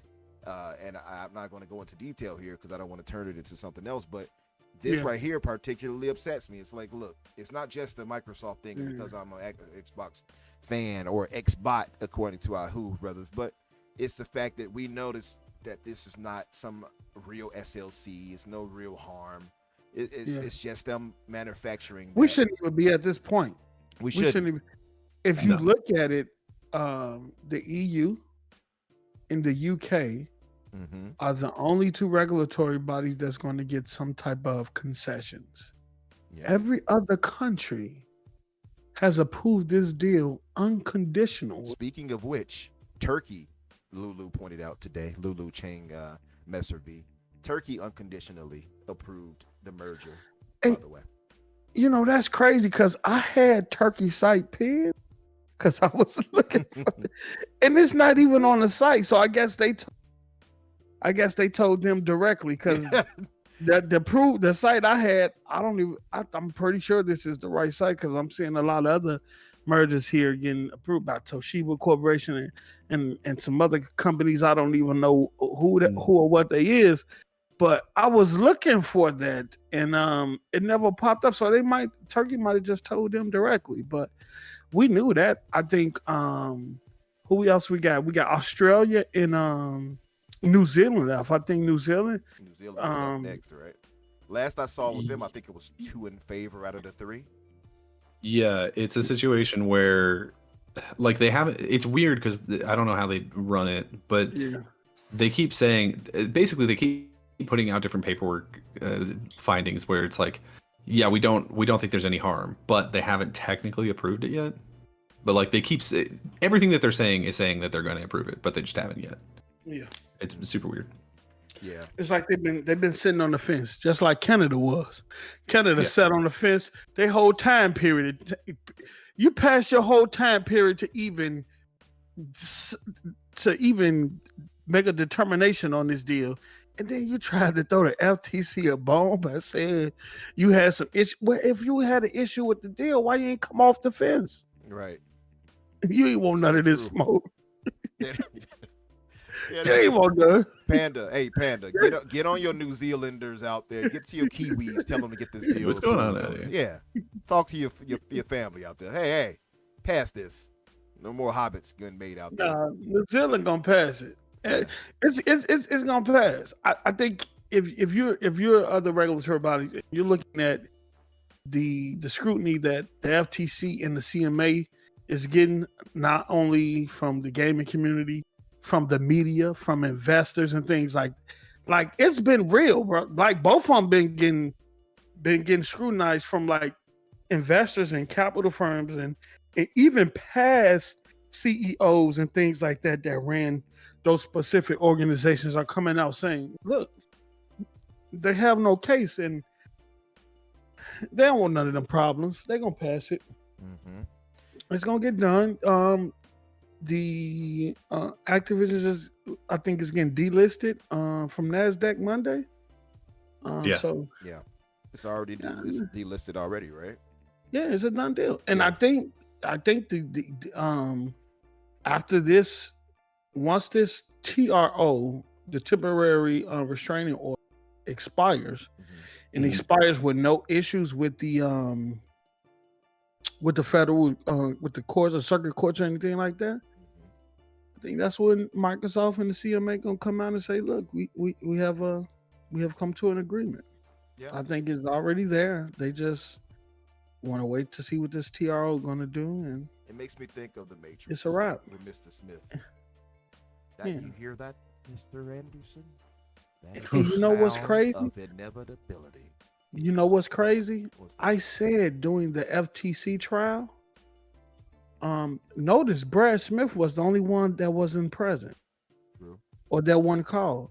And I said in the DMs, I said, what if Brad Smith is in the UK negotiating with the CMA? I mean, it's possible, honestly. And they doing that whole, because he the only, and you would expect him to been deposed or anything like that, since he been pretty much the face of this merger. He wasn't at the trial or none. And I said, what if he's in the UK negotiating and getting things done with the CMA right now? Yeah, a good point. I mean, at the time that they was at the trial. True. And you also saw like people like Sarah Bunn was flying all over the place. She was posting about it as it was going on. She didn't. She just took flight. Did she? I think to UK, right? She did, and I think to Japan too. I believe somewhere over that way. But she was commenting on it. She was, alluding to it. She wasn't direct about it. Yeah. But it's pretty clear, like, the whole team is on board here. And you're right. Brad Smith is more than likely, like you said, talking to the major big wigs over there, and getting things certified and passed. That's we're just not seeing the underworkings of that. That's all it is. Man, UK don't want to lose no more business. No, they don't. They don't want to lose no more business. They don't, and it just looks bad anyway. Just optically for them, and here in America too. I did hear one of the congresspersons speak that up to say that you're basically trying to stop two American companies here while the major and I believe it was Mr. Siwa actually, he pointed out, he said that while PlayStation, a foreign company, you're allowing them to basically stay market leader and capitalize continuously. Because they're in a protected market. Yeah, he said more or less what a lot of us and even more fanboys in our community, and I do consider myself a fanboy, by the way. I don't look at it as negatively as others do. I think all of us are fanboys in a way, in whatever factor. I think we're fanboys of something, so I don't mean that negatively. It's the same with China. It's the same with China. It's the reason why Activision needs Microsoft probably more than Microsoft needs Activision. Well, they both need each other, but Activision is the biggest mobile gaming publisher outside of China. With King, right? You cannot. I know Call of Duty makes a lot of money in Candy Crush, but Call of Duty and Candy Crush don't make let's compete and take on China mobile companies type money. Right. Microsoft got that resource and the technology and the infrastructure to put Activision in a position to compete more with those mobile companies in China that's dominating right now. Right. And they're protected by their market too as well. If you look at Tencent, the government got golden shares in Tencent. You know what I'm saying? They have say-so over some of the stuff that Tencent. So Activision can't stand in front of that by themselves. They making money, but they ain't man. So they need. You got the AI capability that Microsoft is kind of taking the front lead on right now. You take the data and Everborn, shout out to Everborn, he's seen this coming. You take the monthly active users that Activision have. You add that to what Microsoft have. You're looking at either 400 or 500 million monthly active users. That data, and along with what you're trying to do with AI, man, it's a win-win for Microsoft and it's a win-win for both of them. Yeah. And we already knew about. All of us have heard a tale at this point about ABK's behind-the-scenes situation on how terribly it was. The culture was so it's going to be an improvement. Microsoft is like rated top, at least last year they were number 1 rated as far as one of the best companies to work for. So it's a continuing trend with them. They're always at least in the top 3. And you know what's Infinite? That's the sad part about this, that all of that has been swept under the rug because of this merger. It's no longer in the news. You no longer see articles or tweets about it. Or anything. And that's why I think that this whole time, that once Bobby Kotick helped them transition, I think he leaves. And I think Sarah Bond takes his place and she reports to Phil. You have a young... I've heard somebody else say that, and I'll move to this last point before we close out. And Okay. just to say, guys, if you have not done so, hit the like button and subscribe if you haven't subscribed. We do appreciate you guys for being here. I see a few of my brothers in the chat. I see you, Cypher. I see you, or below. See you back from the dead.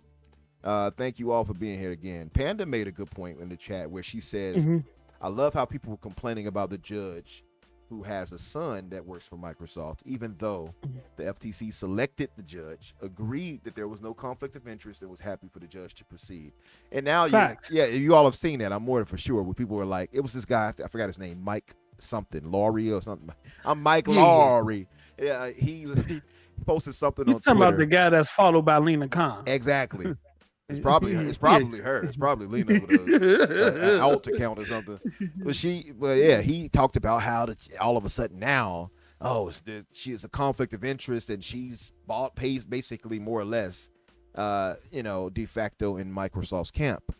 It's sad that what people will come up to try to diminish anybody else. I thought the judge was fair, and honestly, it had and I said this before. Believe myself and Danny and everybody was saying it. Like, if she had ruled against Microsoft, I would have accepted it because I thought, from what we had heard, during the hearing, the trial rather, that she was pretty fair. Overall. She was. She was. So she had a good understanding of the industry. Not it wasn't. It didn't have to be perfect, but she had an understanding to where you wouldn't go get no bullshit past her. Exactly. That she wouldn't go fall for the okie doke. Her son works for Microsoft. He's not in the managerial role, right? He doesn't benefit financially from this transaction. And then the department that he works in has nothing to gain. Right. So there is no conflict of interest. People saying like, hey, the judge's son works for us, right? And he's like, oh shit, who? I wonder if he was like sending him champagne bottles. He starts sending him all types of gifts. Hey, we just want to make sure that you feel so warm and welcome here at Microsoft. No, but so my last point of thinking here is, and I said this at the beginning of the show, the top of the show. Where do you think this will go? As far, and Danny, I'll start with you because I think Post is talking to his kids. Family. I'm sorry. No, you good, brother. I was gonna say, so where do you think this will go? So at the top of the show, if you all didn't know, they were talking about the Call of Duty games and things like that because they're still contractually obligated to Sony, and so we won't be seeing them pop up on Game Pass immediately. And this is in the hypothetical that this is passed and it's done over the weekend because Microsoft can close as early as Saturday if they want. So everybody knows. And let's say its process is done. How soon, Danny, do you think? And I'm not even talking about the newest Call of Duties, but past Call of Duty titles, old ABK titles, things of that nature. How soon do you think we'll see that pop up on Game Pass? If it closes in the next week, I think we see it early August, because I think it's still going to take some time to go through paperwork and figure out how to make that work. So I don't think it's going to be the next day. Right. But I think first half of August, I think that makes sense. I also don't know if it'll be everything, because I think even when they added the Bethesda stuff, there was a huge amount at first, and then we got other ones that they needed to go in and fix some stuff on afterwards. Right. And I suspect that'll still be the case. I am excited to see what all comes over, because Activision owns a lot of old things, and I wonder if, because of how much history Activision has in the industry, if they'll be able to do another wave of back compat titles that they weren't able to do before, just because they'll own the rights again. So I don't know, might be cool. Yeah, I'm with you on that. So, Post, the question was, after this, the hypothetical that Microsoft closes Saturday, because they can if the TRO isn't granted by 11:59 p.m. tomorrow night. Microsoft can close. So under the hypothetical that happens, when exactly would you expect to start seeing the ABK games roll into Game Pass? And if not that, I'll add another layer to this for both of you, and I'll start with you, Post. But what would you like to see come to Game Pass, and bearing in mind, of course, the contractual obligations of the current Call of Duties? They won't appear in there, obviously. Well, see, that's what I need the understanding of. contract.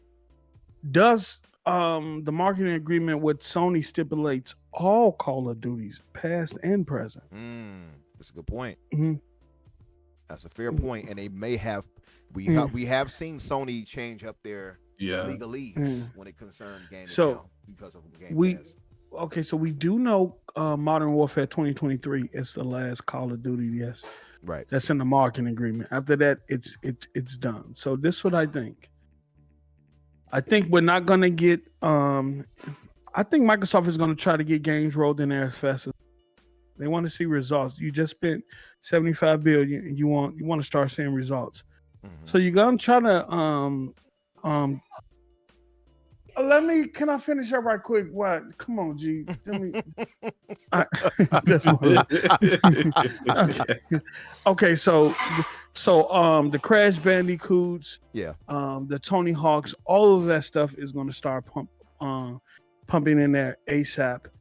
Just like they did with Bethesda, it was a slow rollout before you got everything in there, but they start putting them in there as quick as possible. You also see recently that Activision made it where all Call of Duties, even from the 360 era, the multiplayer is playable. It's playable now. They fixed it. Right. I've heard about that actually. Yeah, that's a good point. They have. So you could if you all didn't know that, Post just made a great point. I forgot all about that. I was in the space the other day with Silky, with Teasy, and a bunch of other great guys in our community, and they pointed out that the servers, because they went back and played them. I saw them actually on my Xbox. They were playing past Call of Duty games. They fixed the servers for a lot of them. Yeah. Improved them. Yeah, and that's the culture of Microsoft taking effect already, right? So I think you're going to start getting games rolled in there as quick as possible. I think we're going to get a date for the town hall, because they're going to do a town hall Bethesda, right? And at that town hall that they're going to do it, as they sit down with Kotick and the people from Activision, Blizzard, and that's where Phil is going to lay out his plan for Activision in regards to the future of Xbox and the community. The same thing he did with Bethesda. So in terms of Call of Duty, we probably don't see that, especially the present ones and stuff, at least the ones that Sony has marketing agreements with. We're not going to see that in Game Pass this year. More likely towards the end of 2024, going into 2025, possibly. And then outside of that, I do expect to see Diablo 4 games like that in there.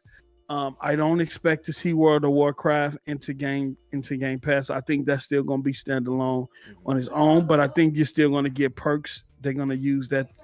Where you get perks through the and stuff like that. Yeah. So yeah, that's what I think is gonna happen. And I think since this deal has been approved unconditionally from the console perspective in every country, since and Microsoft has the ability and the power now to make what they want exclusive, I do think you take Call of Duty and you Minecraft it, because it's one of those IPs that belongs on everything. I agree. And then everything else everything else you leave where that, but anything new IP. We know that Blizzard is working on a new IP. We know that Activision has 4 new IPs outside of Call of Duty that they're working on. Those are exclusive to the console, because there's no console SLC, not in the United States, not in Europe, not in UK, or anything like that. So you keep COD out there on everything else. You use Sony money to build like they've been doing you. You turn the table. That's right. Now you finna see how it feels to see somebody eat your food. Yeah, who's the captain now? You know what I'm saying? Yeah. So and you gonna do it like, and they ain't gonna be able to do nothing. They ain't gonna be able to do nothing, because as we learned throughout this whole process, Call of Duty has pretty much been funding their whole first party lineup. So true. And it's gonna have to continue to do that until the 10 games that's left, because they didn't cancel 2 already. They can't, until you find a hit with one of them 10 that you finna throw against the wall and see what stick until you find something that can be sustainable on its own as a Fortnite, as a COG, as a GTA, under your own umbrella.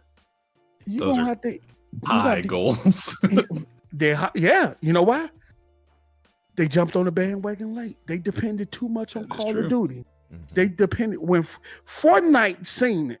And shout out to Epic, who was the first one when PUBG came out, who was the first one to recognize that IP and how huge that they had something there, because they took Fortnite, which was a single player game, a single player multiplayer game, was totally different from what it is now. And they reworked that whole game under the PUBG model. And Sony sat around that whole time seeing PUBG come, seeing Fortnite come, seeing Apex come, seeing all these games come, and they didn't do nothing first party wise to capitalize on it, because they never thought for 1 second that Microsoft will spend $75 billion to actually buy Activision. Yeah.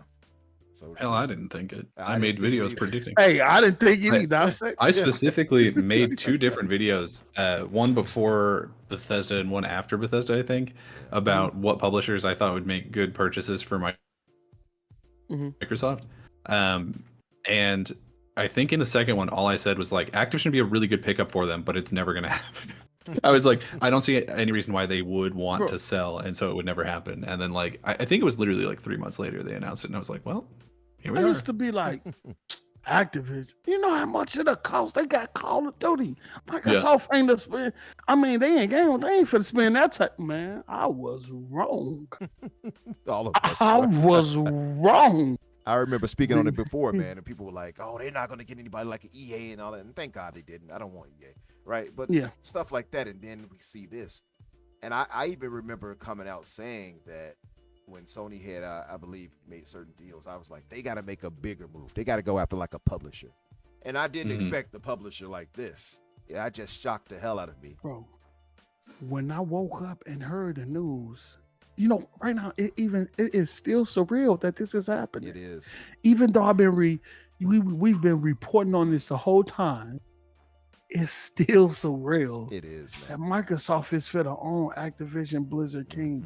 That is crazy. Yeah, that is crazy. Absolutely. It's definitely one of those things where it's because, and I mentioned this in the video that's going up immediately after this podcast, plug, that one of the things that I'm really excited for is to see what Activision becomes under Xbox, because we talked about it a little bit here, but like these teams aren't going to be forced to make Call of Duty all the time, and like there's going to be all this new IP usage, and who knows, but it is going to be a long time before we see that. So we may not know what an Activision Blizzard under Xbox looks like entirely for like 5 to 10 years. Yeah, I agree. I think it depends on how fast they could transition. I think it took Bethesda about 2 years really acclimated and to really start to hit their stride. Activision and Blizzard Xbox King, is still not getting credit for the games they're putting out, mind you. Yeah, Activision Blizzard King, I think it's going to take a look, even though they still going to be pretty much a subsidiary, independent, and work on their own. We'll see. We got to see how this is going to get structured. We got to see in terms of the developers that working on Call of Duty, because a lot of those developers that's been kind of doing the grunt work and kind of had to shut down their own ideas in order to sell COD. He said he wanted to free them up so they can start doing and creating games that they want to create. So we got to see, will Microsoft build Call of Duty a new studio, and would they consolidate Infinity Ward and some Sledgehammer and the other one, Treyarch, into one studio, and then hire developers around that specifically want to work on COD for forever, and then allow the other studios to do their thing. We got to see how it's going to play out. Yeah. And then we got to see if we're going to get another. Well, we're going to do this on a case by case. Oh yeah. We gotta say we're gonna get another one of those Activision because at the beginning of all this, it was about Call of Duty. Yeah. With Jim Ryan, with the regulators. Nothing else. Yep.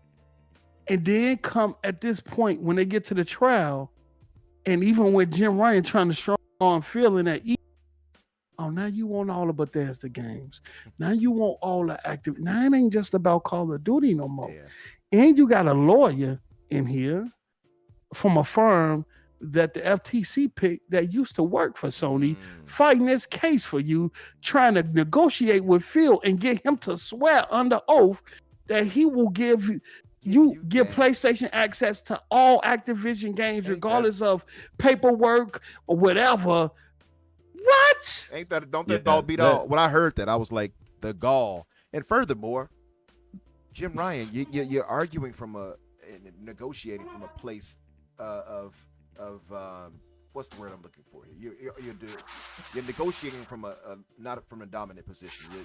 You're arguing rather from a losing position. You don't have anything necessarily. Oh, see, I thought you were making a joke about how my dude didn't even show up. Oh no. He's like, you can't. My dude could not even be bothered. Demands he made. I just thought it was hilarious. Like, sure, I'll sign this if you give us everything. It's like, dude, what? Yeah, hey, I want all of the Activision Blizzard stuff and all of the Bethesda stuff. And actually, you know what? Can I get Halo? Maybe.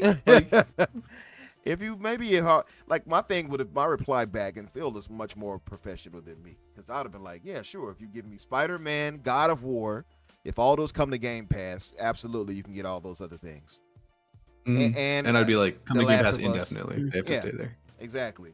You start launching your first party titles on Game Pass day one, and you can have Halo, dude. Sure. Hey, Infinite, I'm gonna have to cut it short, but thanks for having me, brother. man. You're good. I really appreciate y'all. Anytime, man, reach out to me. And I was just going to say, I posted your link into the chat here. We're about to end this anyway. So, Post, where can people find you at, brother? And thank you again for joining us. Really appreciate you, brother. Yeah, no problem. You can find me on Twitter at postup_SOG, which stands for State of Gaming. You can find me on YouTube at State of Gaming or Post Up. We go live every Saturday at 6 p.m. on Central, 7 p.m. Eastern Standard Time. Man, come work out, come support.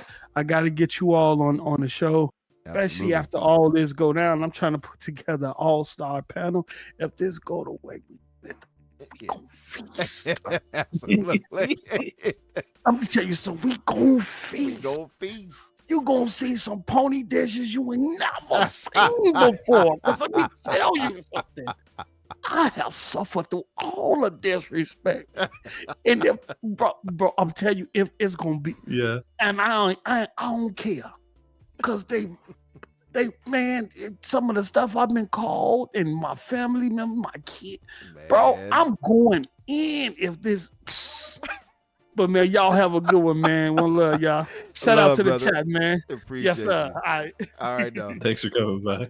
Yeah, so Post Up's link is in the chat, guys. Please go subscribe to his channel, and I'm going to, after the show, I'm going to correct the description to put his Twitter handle in there too, so you can find him there and subscribe to him. The man has been, outside of people like Florian and maybe Michael Patcher here and there, like when he has interviews, Post and Everborn have excelled when it comes to sharing information on this whole FTC versus Microsoft situation and the CMA. Like, he has been on it. I have to give him his credit for that. So much love to Post. Thank you for joining us again, Post. And we tried again. We were going to have our brother Luke Steele with us, but Luke wasn't feeling that well tonight, and Everborn is busy on Thursday, so it was a big ask for him. But Everborn will be with us tomorrow. True, we will. Friends of the show, they're welcome whenever. And they're always, it's open door. And Everborn, to put it out there, by the way, Everborn will be with us tomorrow night on Xbox Infinite podcast with myself, Risk It for the Biscuit, my brother Jedi Knight Peter, and our sister Doom Cutie. So you all come by tomorrow for that. So Danny, let's wrap this up, brother. You're third best podcast you're on. I'm the third listener. Hey, everybody again in the chat, thank you all for being here with us. We appreciate you. Much love to you guys. I think I've always said I think the Xbox community is the best community, and I stand by that. Bobby Hawk, you are welcome to get yourself an Xbox and finally come over to the winning side. But yeah, much We can all love to hang all out. of you. Ain't no reason we can't play games together, Bobby. Yeah, there's no reason for that. Hey, no hate here for PlayStation. Just more love for Xbox. That's all it is. I see you, Shady, in the chat. Our good brother Shady, by the way, he has a podcast. If you guys are not aware, he's back in the podcasting business. I love hearing Shady talk on games. Shady is one of the best in my opinion, honestly. Shady, Hargeet, and our brother. Why am I forgetting his name right now? Zalker. They have the zealots of gaming. Now it would behoove me to support my channel more than theirs because they aired the same time as us, and that wasn't intentional, but it happened to work out that way. So yeah, stay with us, but definitely go watch them on replay. Watch them on reruns. Yeah, there you go. Watch Zalker has many more subscribers than I do. He doesn't need all of you. Stay with us, all right? Stay with me. But anyway, what is up, Hargeet? You know, ain't nobody over there can sing like. Yeah, none of them. I didn't say nothing, Hargeet. Yeah, none of them can sing like me. That was the other guy. Yeah, what's Hargeet gonna sing to you? I wear my sunglasses. He's not gonna sing to you all. No, but hey, thank you all for being here. Honestly, what if he does? What if he starts singing? Yeah, I hope he does. Let's turn this into a dance battle somehow. He's gonna start singing and it'd be a voice of an angel. Like, oh damn, Hargeet, I didn't expect you. I bet he is a good singer. Actually, it would be funny. But no, thank you all again. Much love to you all for being here. If you have not done so yet, hit the like and subscribe. And Danny, we're gonna close it out. Where can everybody find you, brother? I know you posted your link in the chat, and you got something special coming up. Yeah, so I just posted a video like 5 minutes ago of me breaking down the FTC situation the way I see it. I'm not a lawyer, so I can't break it down exactly perfectly, but broke it down and sort of talked about what I think is next and what this situation means for us, the consumers. So go over to my personal YouTube channel, which I just linked to the chat, but you can also find it at Daniel McG on YouTube, and you can find my Twitter at Daniel J McG, where I talk about whatever is on my mind. Sometimes it's a movie, sometimes it's food, sometimes it's a person with a weird shaped butt. I don't know. Twitter's weird. We do things that we don't talk about. Don't worry about it. You can also find me and Umbra on the Xbox Factor podcast every Tuesday morning at 11 a.m. Central. It's a good time. Swing on by. That's right. Yeah, come through for our brother Boom, who is one of the most genuine guys in gaming and the gaming community. And he's great.